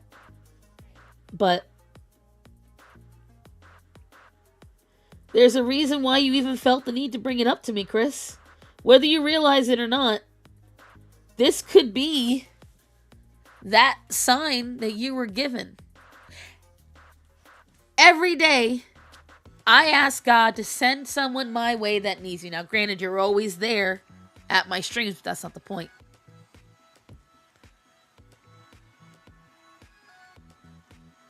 I didn't know what I was going to talk about today. I wish I could have traded places with Brandon. I really wish I could, but I can't. Please don't say that.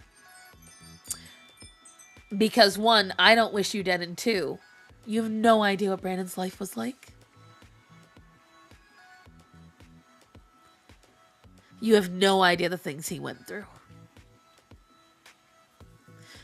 And that's the point. You don't understand the privilege you have in your youth. I will choose not to get mad at you for that. But understand, you don't even know what you just said, Chris.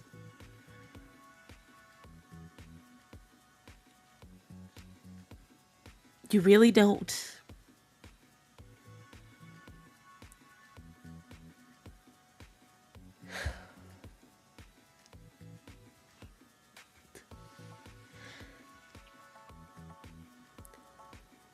That's why I'm telling you, you don't understand.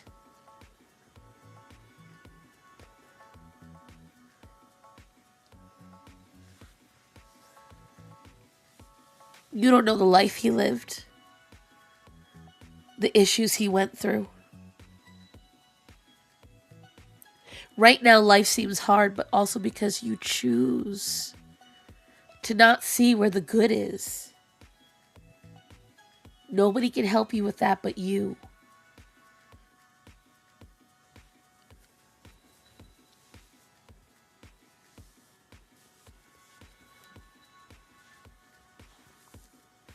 I accept your apology. But I want you to really reflect on that. Because by saying that, it shows what you don't understand, Chris.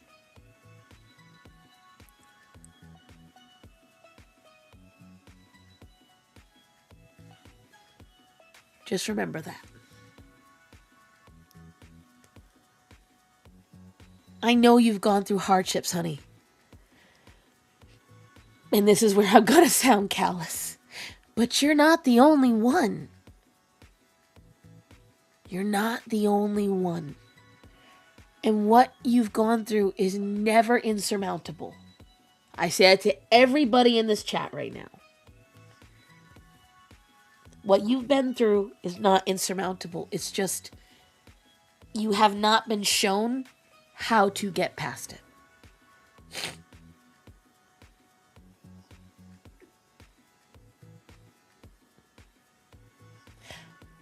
But one of the reasons I can choose not to get angry with you is because I know that you're hurting.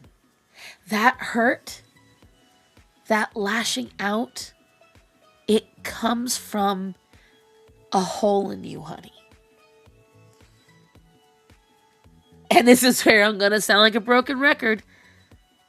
But it's because that hole is something that only God can fix.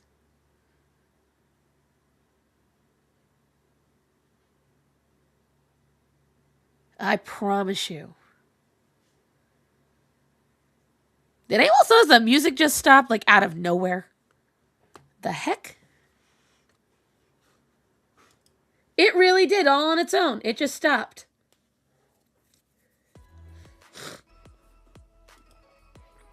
I did nothing. It did that all on its own.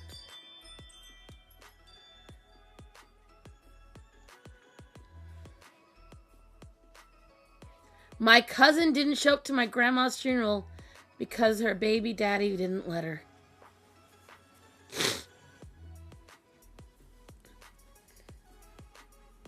Even the stream was like shit. Did God do that? Let me just tell you something. The computer started selecting things all on its own a second ago. You didn't see it on this end. I was quiet, but all these things were lighting up on the computer. Right after the music went silent, that's why I went quiet for a minute. And then all of a sudden, comments started highlighting, music started highlighting, there's a little options on the screen started highlighting all on its own. I was like, the fuck is going on? God says she's stating facts, bro. Situation called for no music. I know, right?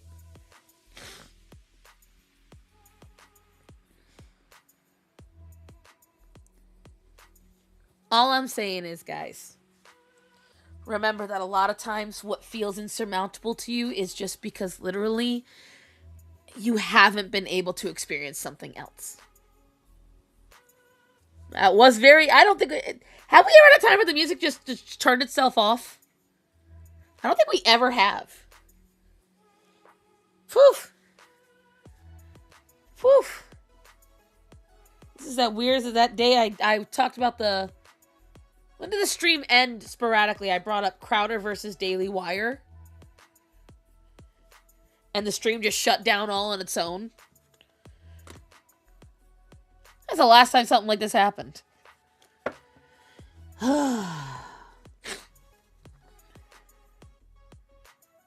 Just know, there's a reason you felt the need for all of this. Quiet, Chris. There's a reason why it was me. And there's a reason why it was today. I hope it helps. From 8 years old, I was morbidly depressed, trying to end it several times. I am turning 49 this year. Life in this world are worth staying for. And we love you, Linda.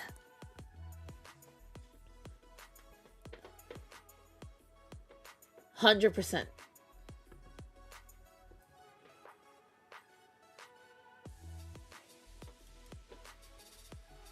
It seems insurmountable, but it's not. The light will shine. It will get better. That is the truth.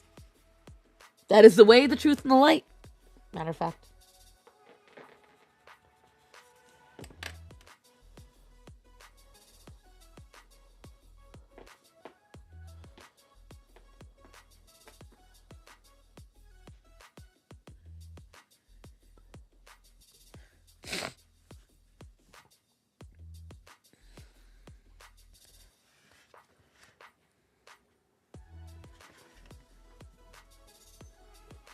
Oh, sure, Starman gets to go into the bathroom now.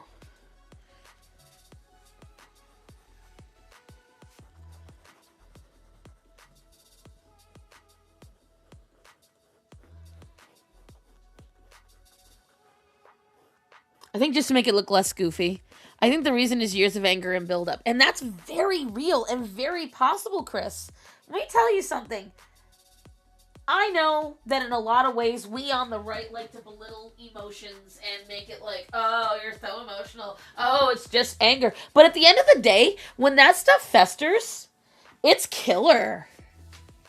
It's rage. It's killer. And it is so damaging. Especially when you have no healthy way. Because, like, you know, a lot of people, Orion came in so he could tell. Did you hear me thinking about Uncle Brandon? Is that what it was? Huh, my little mouth breather? Yeah. Someone called Orion a shit bull. I'm still mad about it. Someone who's been on this channel for a long time. Huh, baby. I know. They were mean, so of course I made sure the next Sunday I posted Orion again. That's besides the point. Huh. Who's mommy's meathead? You my big bad boy. You my piece of shit? Yes, you are. Anyways, you know, I hear a lot of people say that the reason why they have a hard time talking to their parents is because they feel they can't be honest with them. But you know, the other day, I went to tease my dad's girlfriend. And I realized I couldn't because, and it's nothing against her, she's a wonderful person. But I couldn't do it because I wasn't confident she would take the joke the way my mother would have. I was not confident, but I could say it to my dad. I could say essentially whatever I want to my dad. And even if he misinterprets it, not the watermelon emoji, you bitch. Oh, good boy. I know.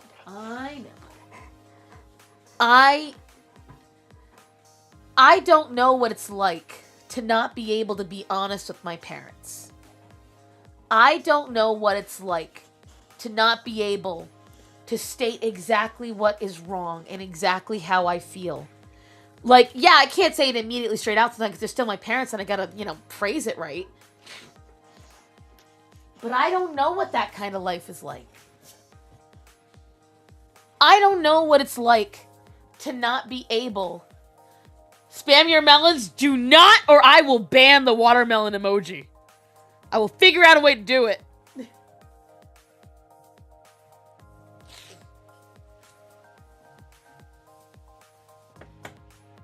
Ooh. I dare say I think Penny ruined something for me. Potentially, maybe, I don't know. But when it is, when you have never had a healthy outlet for your emotions, whether it be friends or family, and that's during the crucial part of your life. So I have a firm belief when you have little babies. Why melons? Because it's about Palestine. She's doing it to troll me. When you don't learn from a young age to regulate your emotions, right? You don't learn a healthy way of self-soothing, and you don't learn that you also have to be able to get out your emotions in a healthy way and express them. You have a very hard time later on in life because you never got that set boundary. You never got that set ability to regulate and to understand. And so as you get older, the time when you could have implemented that, the time when you could have created that structure is gone. Now a new structure is created. Bottling. And the problem is, we all know exactly what happens when you bottle volatile things. We can literally show in real time. Oh, thanks, Penny. Matthew, because you had to go to the bathroom. Penny couldn't go to the bathroom. So guess where Penny went to the bathroom? Don't at me! Did it right in front of a perfectly clean and literally just emptied litter box. The bitch. I don't even know where the pooper scooper is, so I can't go pick it up. Oh, there it is. Hold on, children. I have to make sure this is off of the floor. Thank you, ma'am. You are so helpful. Have I mentioned that today? Let's cover this up. Thank you. Oh, my knees. Why are you looking at me so proud? Girl, why are you trying to make me trip? My development is slow. I believe that in terms of emotional development. I believe that. I have huge amounts of unsettled rage. I found writing helps. Funneling those emotions towards a piece of paper and made up figments of my imagination. Those are fantastic outlets. Putting them in healthy outlets is the best way to do this stuff. It genuinely is. Penny, you had 3 breakfasts. You absolute fat ass. She found a few pieces of kibble under a bowl. Oh my God. You absolute dump truck cat.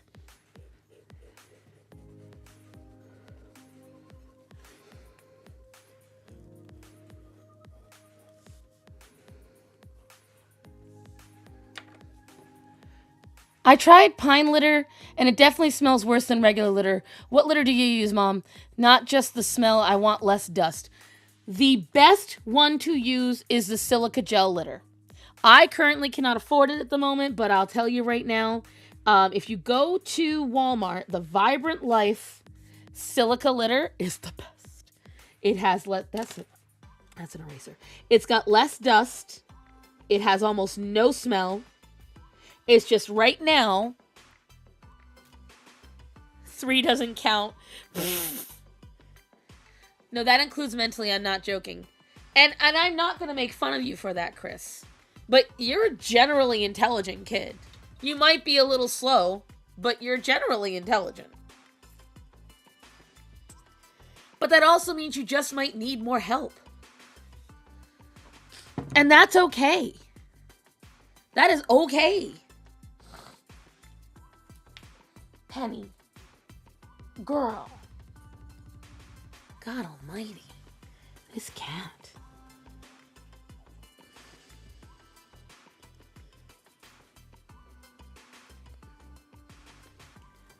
It is okay if you are developmentally a little behind other people. It also makes sense why your emotions are so much bigger.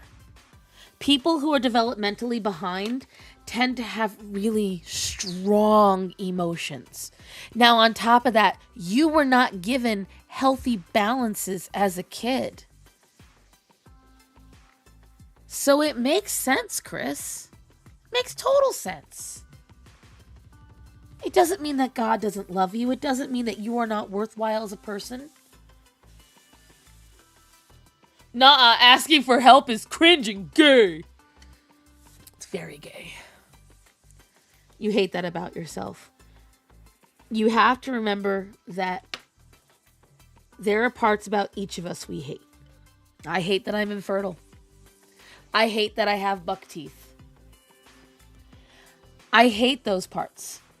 But I learned that I have to accept them. I hate that I have IBS. I hate that I cannot handle spicy food.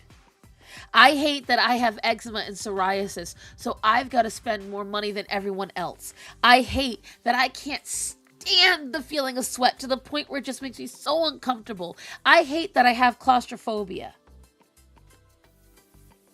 Umi, I swear to God. I hate that I have arthritis. I hate a lot of that stuff. I don't want any of that. I hate that physically I allowed myself to fall into a place where I am not physically the person I was even 8 years ago. Even in 2019, the person I was then, I am not that person now. Depression can make you a bit slower. It absolutely does. You are 100% right on that shade of the night. It is 100% true. When you are depressed, your brains, your neuron, they are not firing the same way.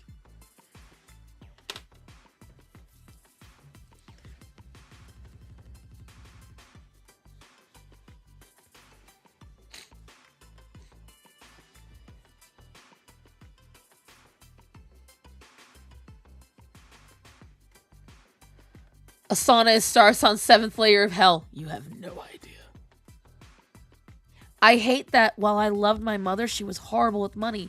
And she gave me a horrible basis on money. I can't imagine all that. That's because at the end of the day, even though I hate those parts of myself, I still love me. Shade of the Night is hate that he's related to his family.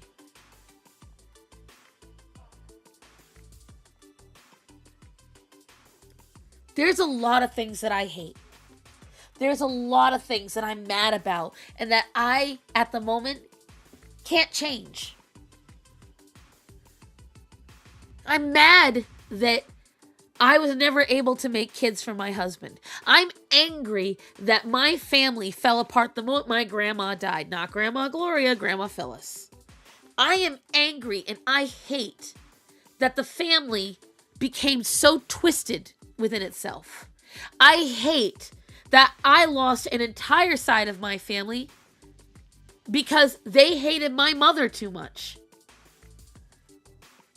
Purely because she didn't fall in line with them and she wasn't as shallow and horrible as them.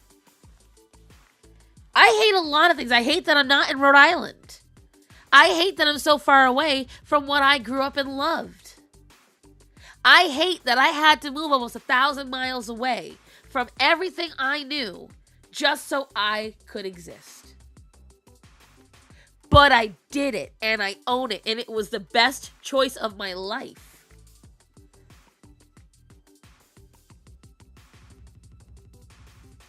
Well, now I'm sorry. I saw the his. I'm sorry, Shade. I haven't been able to love myself. I'm currently just neutral towards myself. Because the problem is you have to actively choose to love yourself. I did it a long time ago. Because when I was about 13, I realized one day, it was shortly, when I was 11 is the first hint. And when I was 12, and then when I was 13, it's when it really hit home. When I was 11, they made fun of me for my grandpa dying. Umi, for fuck's sake.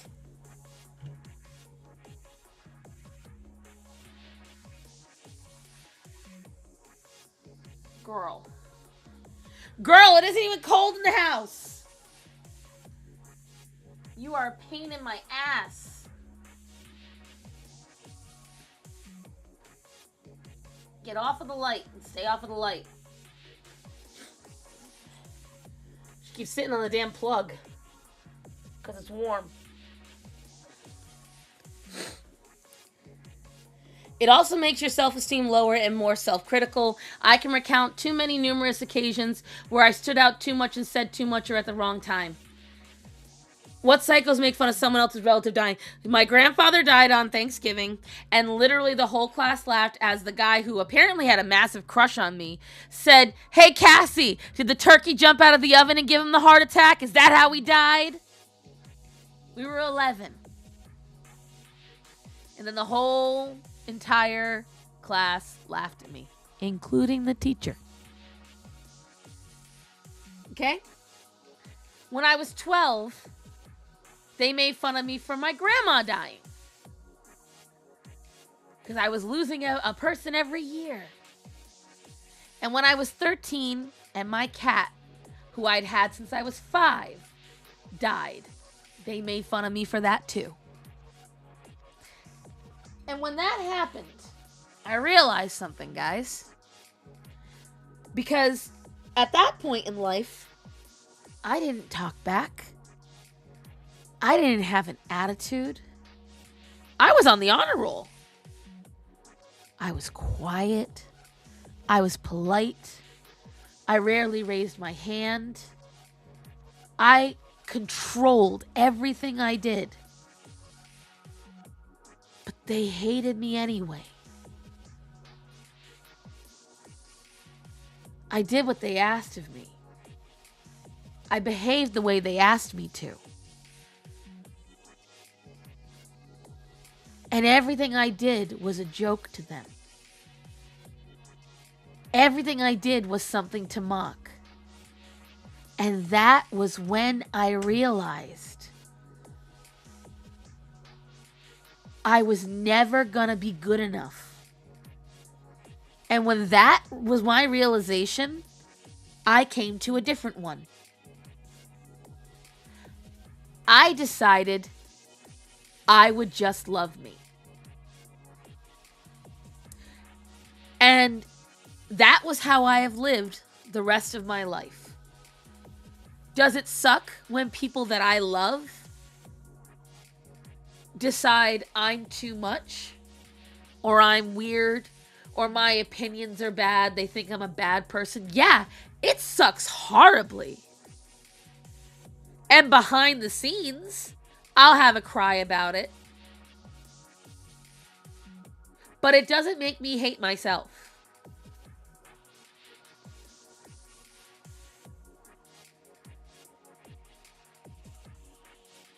And so that's what I will say to you, Quiet Chris. Because there are people that I know that still can't love themselves. And we're old. Kids mimic their parents. My mom and dad were not quiet people. My dad always stood up for himself. And my mom never took any shit. After she met my dad, she never took shit. I was actually very different from my parents. It's when I started acting just like them, I started liking myself a lot more. Kind of relate, I've always had to minimize myself. Oh, I minimized myself for years. Years and years. That's why I don't do it anymore. It is why I don't do it.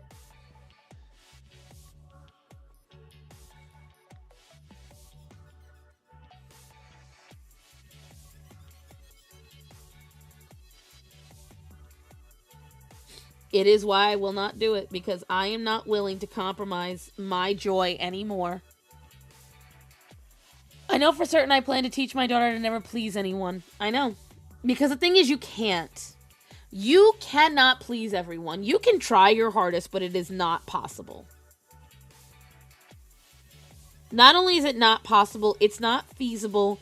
And, you know, what did Jordan Peterson say a long time ago? Eventually, you'll start trying to please so many people that you'll just invert.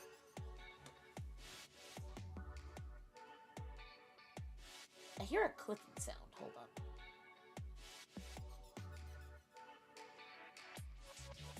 Pretty sure it's the heater.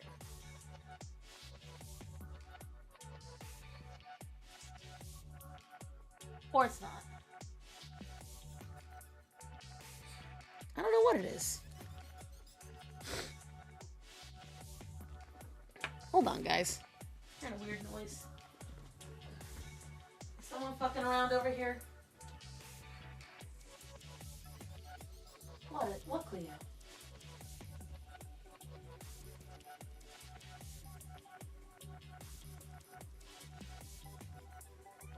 What? What? Oh, the big yawns. Oh, it is a heater. Okay. What, baby? What, Cleo? What is it? I'm gonna reach down and pet you and you're gonna run. Just like you just did. You hear how she tries to lure me in. You all heard the meows. They were lies. I am like my mom, but because I don't have the past she does, I'm able to stand up for myself and to my dad. That is good. I'm not gonna lie. Being in this community and having people on Discord who always yap with has boosted my confidence in social settings. That's excellent, Hunty. That is most excellent. Personally, for me, if nothing else, what made me so happy about this community is finding so many people who are artistic who are also Republican. Which I know sounds silly, but for the longest time I was kind of alone. And I always felt like there wasn't many talented Republicans, and I was barely talented as it was. So I was the closest we were going to get, and I always felt so horrible about that. And then I met so many much more talented people than me, and I'm so happy about it. Cleo. Girl, if you nuzzle all the way back there, I can do nothing for you. Cleo. Come here. She is begging for my attention. I definitely think I don't yap enough. I don't yap almost at all. Look at Emerichu. She tried to please others, but they want the whole highway. Do you mean Emeru? Because it wasn't Emerichu. They are both Asian, but they're not that Asian. Internet hug. I definitely think I don't yap enough. Yes, internet hug for everyone involved today.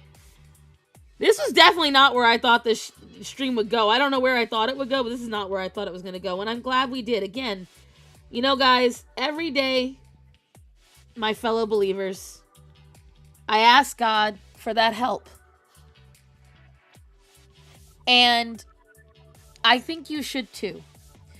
Because when you open up your mind to being an actual arm of God, someone who spreads the word and speaks on God and wants to make others feel better through God, are you going to falter? Yes.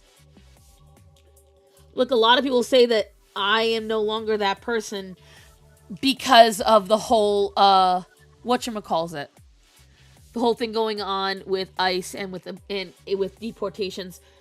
But I always sit there and remember and remind myself that this is no different from any other time. And that the people that are getting mad at me right now are getting mad at me because they're being told to be mad at me. I thought we'd be drawing me in. Oh my God, you are right, but you weren't here.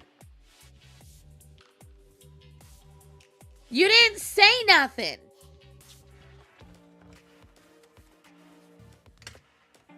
You didn't say nothing. Progress, she is not linear. You are correct, ma'am. Let's get the little alien up. Girl, it's been a lot this week. You gotta help me out remembering stuff. Oh, there's a Backstreet Boys commercial.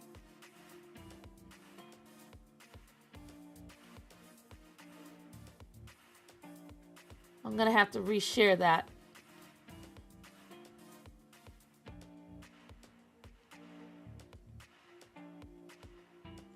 I am so easily manipulated by the Backstreet Boys, absolutely.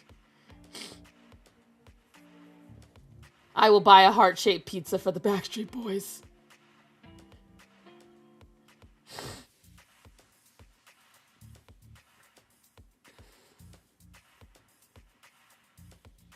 Hold on, I'm trying to find certain ma'ams. I was in the zone grading, okay? We were all in the zone. Nobody remembered. Not a single one of us remembered. We all were in a different mentality today.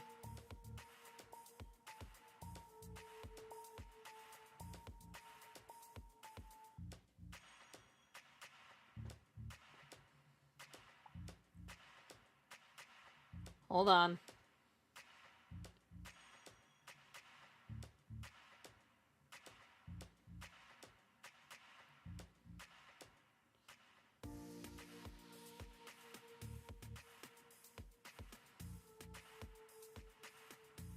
Hold on, children.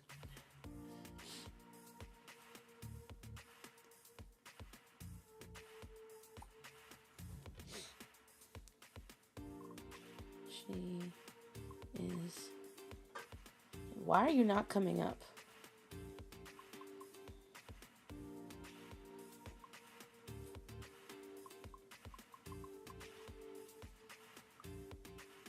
Just gonna go looking through my frickin'... So I know you sent me something recently. Semi-recently. Let's somebody. Oh, oh, that's why. Hunty is artsy. I hate how I single-handedly wrecked the stream. You did not wreck the stream! Backshot boys, listen! I forgave you earlier. Shush, we all need to hear it. And see, hold on. Since the birthday girl said it. What was that? Sometimes God puts me in a place to say and do what he deems. You ask why when God steps in and does godly things. This stream was your proof, Chris. You wanted God to intersect. This is God doing godly things. This is it. This is your proof. When you open yourself to him and you become his hand to do his works. That's it. Thank you, Hunty.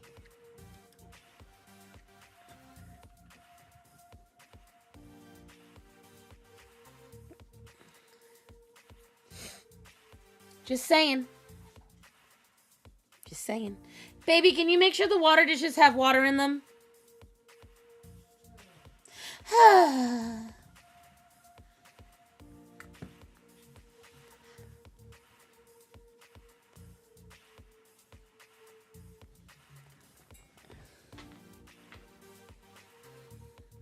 Go ahead, Penny. Get comfy. I'm not going to stay on too much longer, children. Just so you know.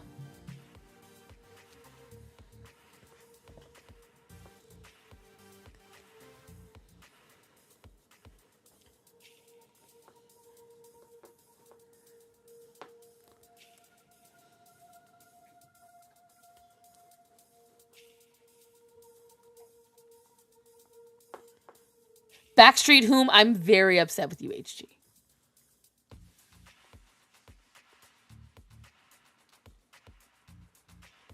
Hunty, I hope you're going to like my interpretation. Also, what's your favorite color, dear?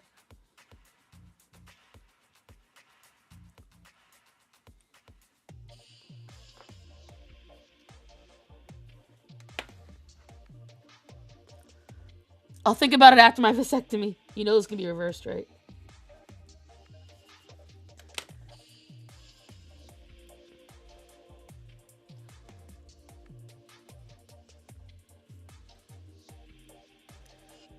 There's too many students for just me to walk around and make sure everyone's green. Well, I can't do that. Your character's already colored green.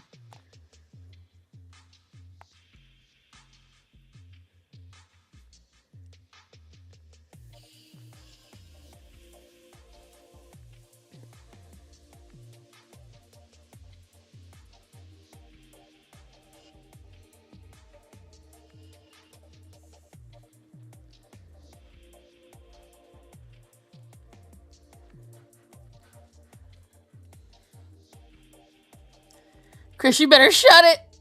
Her favorite color is booty brown. You know, I do favor booty brown.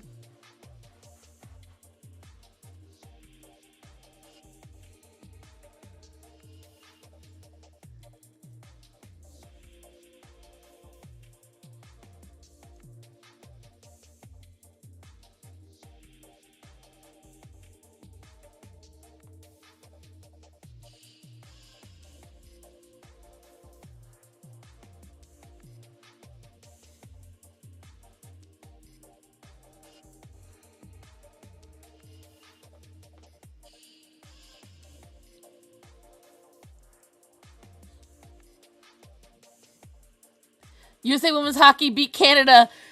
Anytime USA wins, we all celebrate the same. USA! USA! Okay, pinks and purples then. Yes.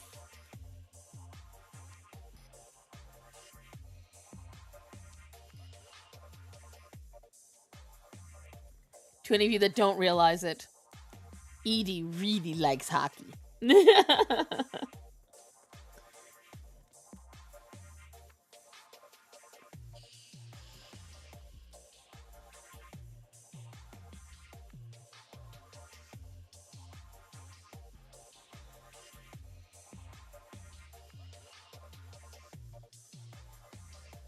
Oh my god, that scared me. It sounded like it was coming from behind me. I was like, wait a minute, where's that water coming from?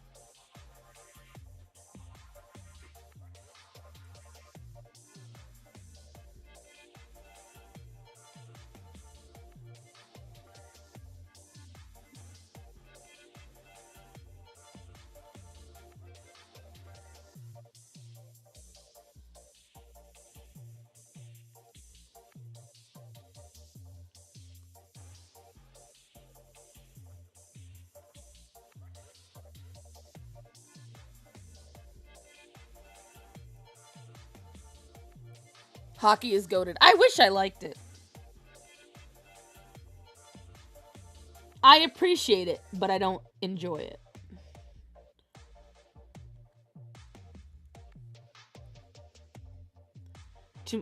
To my knowledge, Starman doesn't either. Correct, honey? You're not into hockey in any way, correct?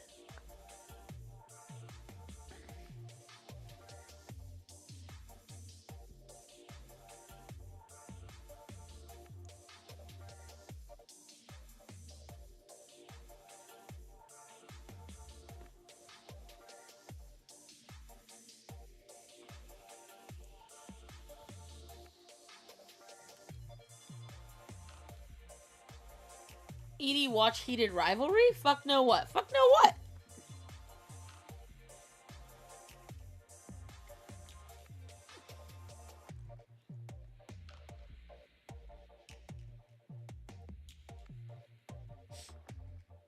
Let me see.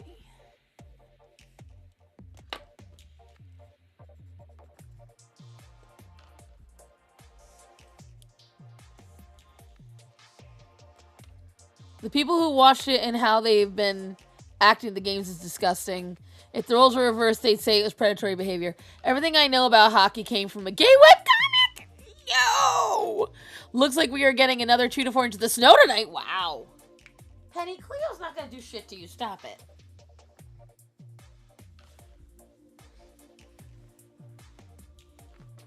Really, Penny? Girl, she ain't gonna do shit. Calm down.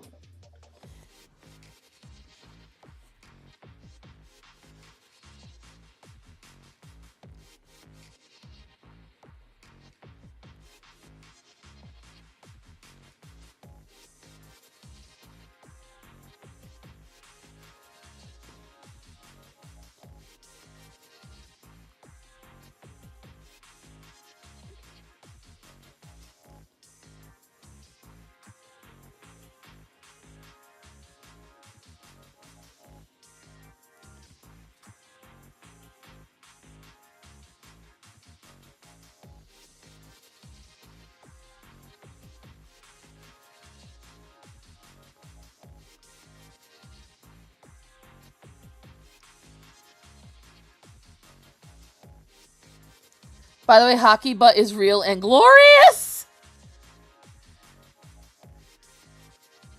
You don't even kiss until the end of the book. Uh-huh. Hunty, we know what you like. Stop lying. We know how you do, ma'am.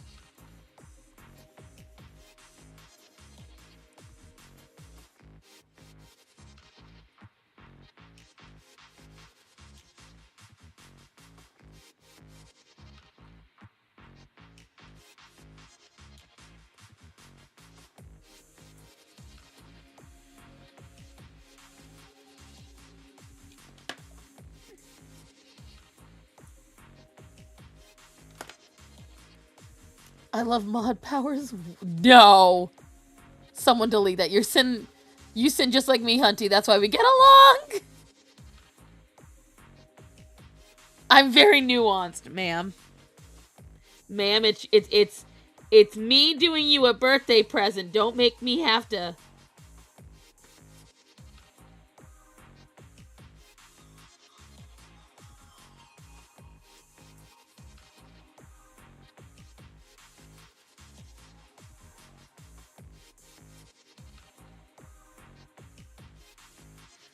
How are we liking the sketch so far?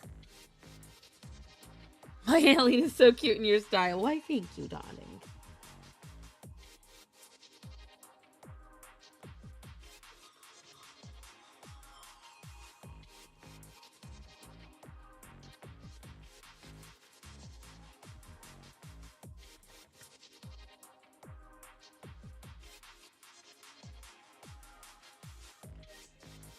Oh yeah, Penny.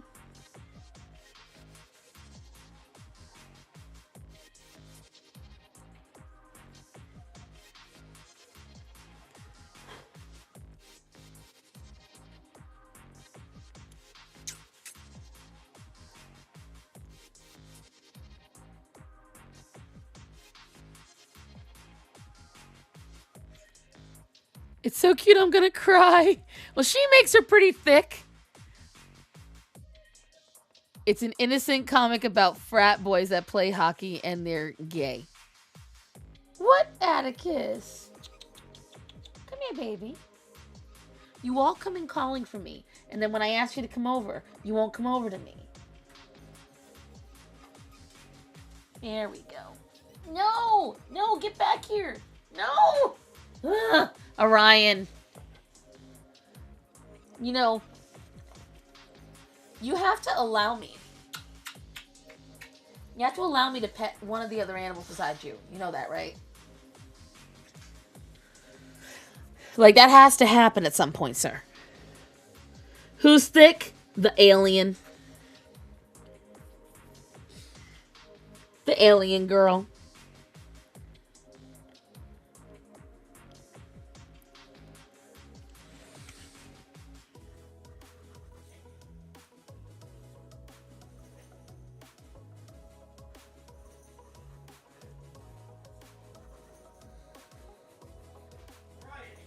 Matt, can you put them outside for a minute?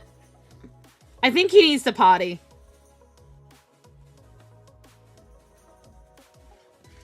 Ryan can't help himself when he's needing it. I wish I had an ass. Well, as an alien, you do. I have granted you one in your alien form.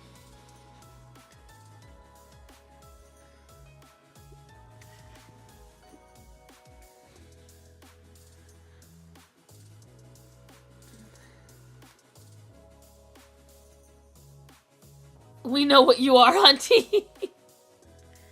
I'm gonna start working out again. If you do, what's a potty? Pain in my butts, all of you.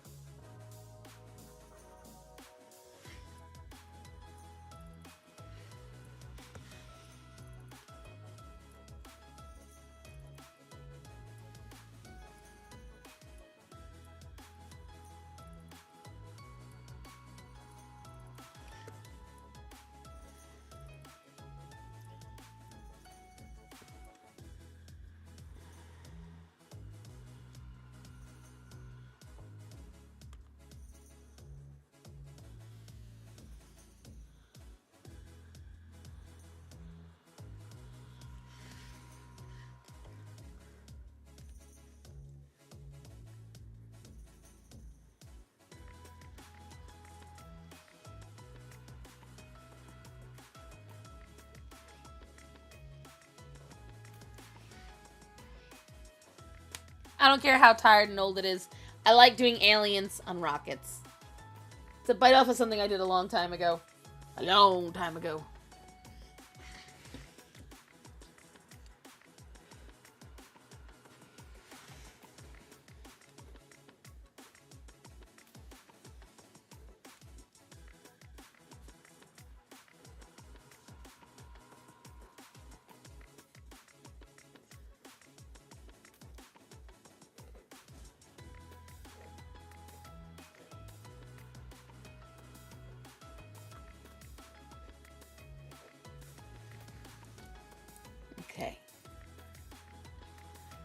Exactly. Oh, you do remember.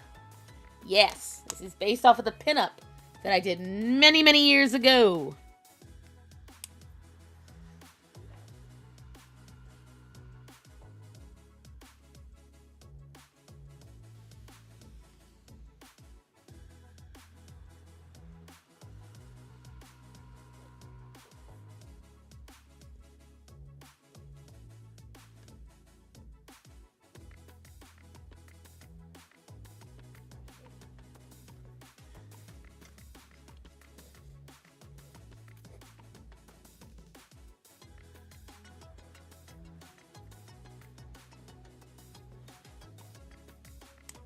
Many eons ago.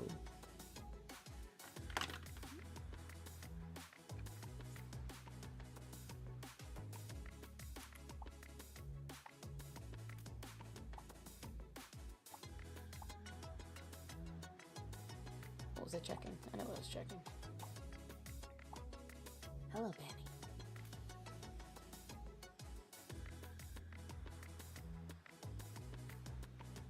Hey, Matt. Can you bring me what got delivered? I need to see something. Because that package did not look wide enough.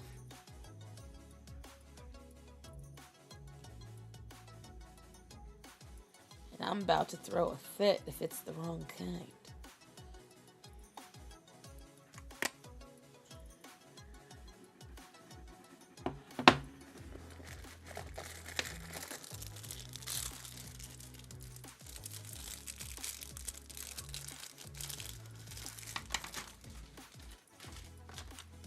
Wait.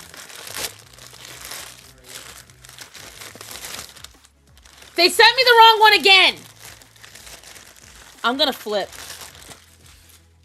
I'm calling them this time. I did it through their way. Now I'm gonna call them. It's the wrong one again. Annoying.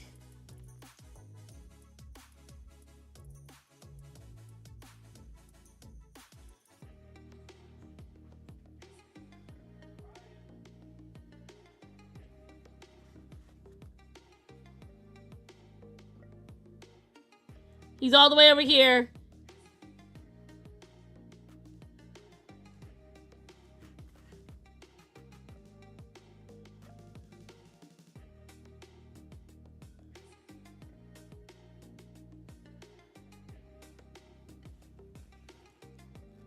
You got some oil pastels. Excellent. Chat box is blocking the drawing. Yeah, because of where I'm sitting, but I can show it afterwards.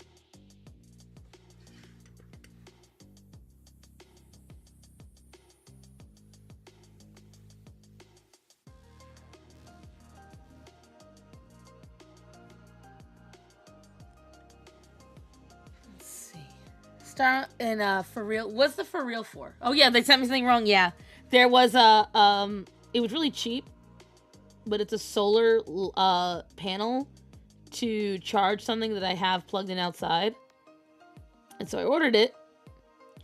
And when it came last time, it was just the mount, not the solar panel, and I was like, son of a bitch. Okay, fine. So I was like, okay, they must have just sent the wrong thing. They just sent me the wrong thing twice. So now I gotta go and bring both of them back to Staples. Since Starman and I are going out after the stream, we're gonna go get our T-Mobile freebies. We're gonna bring the return stuff alongside of it.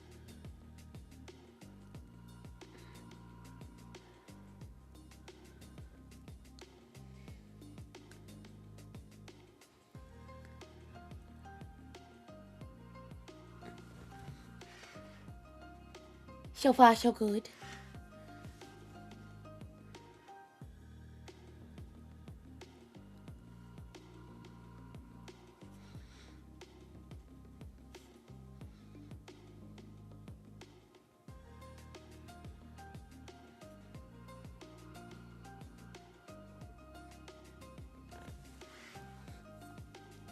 You need to send them pictures of Orion's butt. That'll teach them. No, just what comes out of his butt. That should do the job. Because, man, does that boy create some mountains.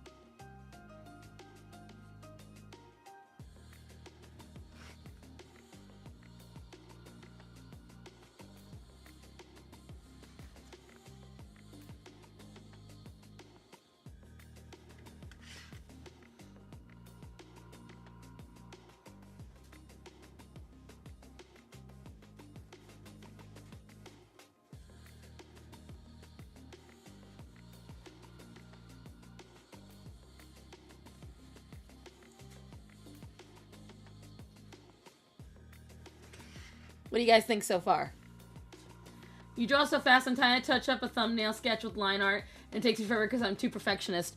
Depending on what it is, I have no fear about what I'm drawing. This, I felt more confident in because you have a very straightforward and simplistic design, so it's easy to follow.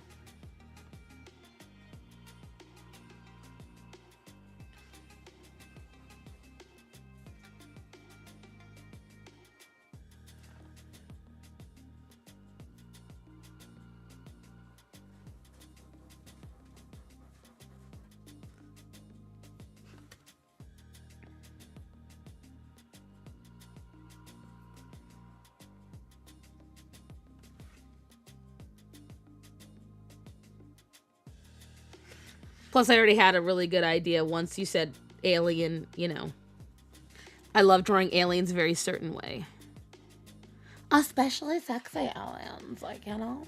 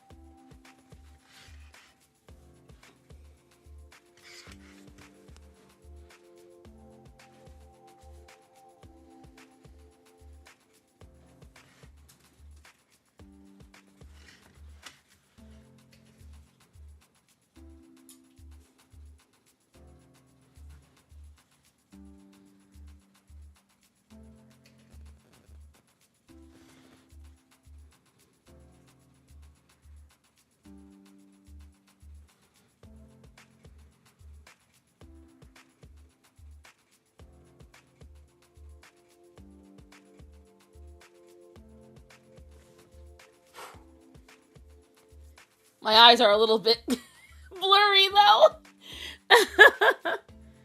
Ooh, all right, let me see. Did I say sorry, chat? I don't think I did. Sorry, chat. What did you say sorry for this time? I gotta draw her in this outfit because I feel like it would be fun considering it's very PG style. I draw her in. Well, I try not to make anything too sexy because you do seem to draw her very,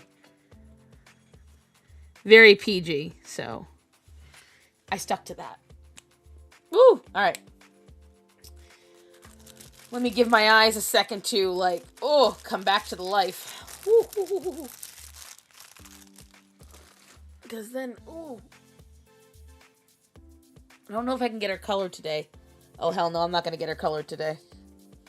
The pencil needs time to cure anyway. But what you think? We can color her on Thursday if we want to. Whew. I am, however, going to do this. Gonna do a...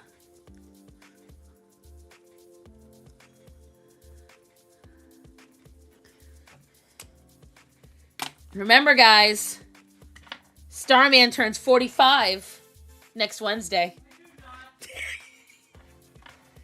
Can you believe it? He's only 5 years from 50 now.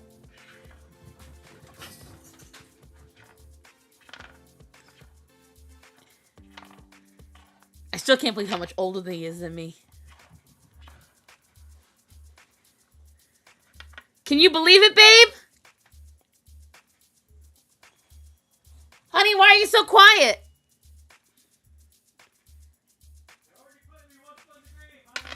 One foot in the grave? Well, what am I going to tell Dad when I see him? Yeah. Oh, you didn't think that far ahead, did you, Jilly?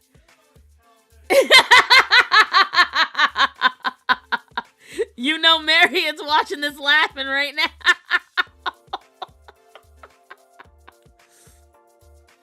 Says a 27-year-old alien. Everyone's saying happy advanced birthday, old man!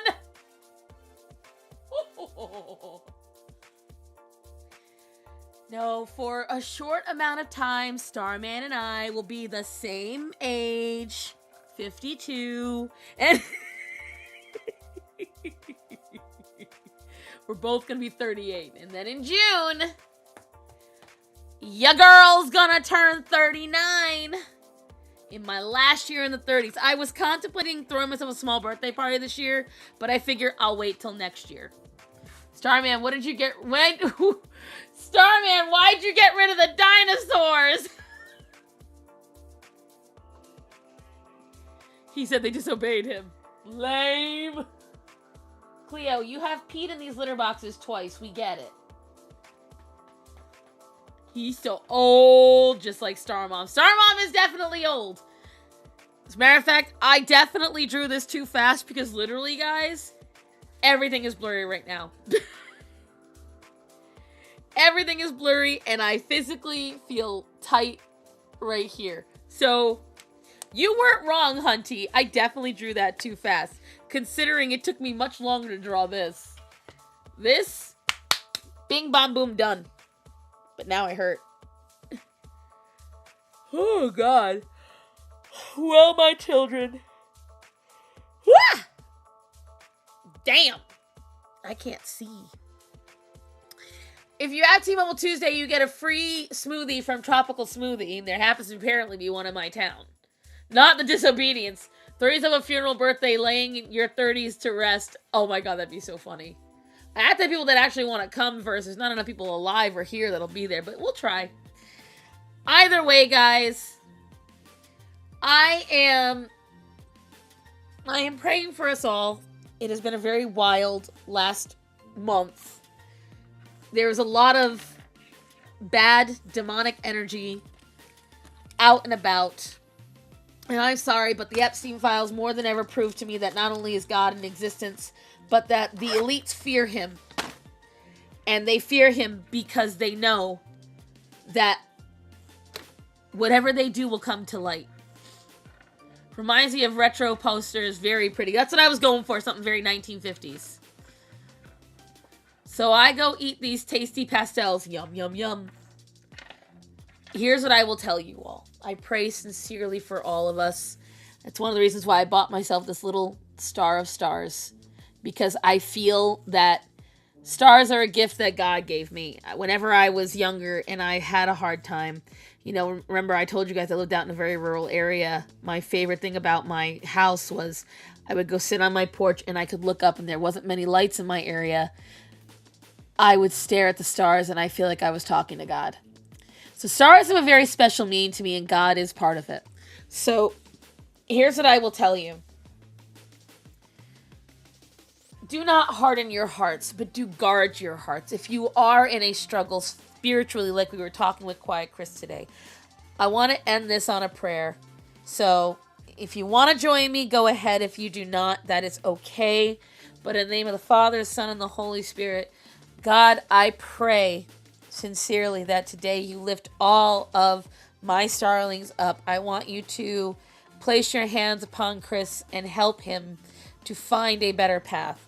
I want all of my followers to have a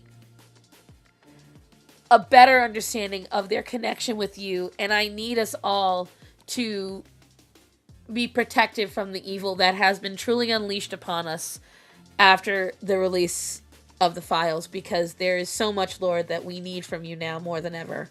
So I uplift you all in the name of God. I place you all at the feet of Jesus, and I pray that you are protected. So, in the name of the Father, Son, and the Holy Spirit, amen. And so I know that you're not used to hearing me pray on here, guys, but I genuinely pray for all of you. I pray for any of you that are listening afterwards. I pray for any of you that hate me. I pray for any of you that love me. I pray for any of you that maybe just don't want to associate with me anymore. I pray for all of you. I pray for all of you because right now we need it more than ever. Please, guys, be safe out there. Have a wonderful week. If you start to feel rage or anger or hate this week, take the time, please, to take a moment, step back, and assess why you're feeling that way. Okay? Take the time. Don't me. I love you guys. Hunty, happy belated birthday. I believe Emo's birthday was last week as well. YouTube doesn't like power spray. What? I love you guys. I will see you all on Thursday. Remember to tell the people that are important to you that you love them, to be safe. So guys, I love you all. Be safe. Have a wonderful day. And I will talk to you all in the next one. Goodbye.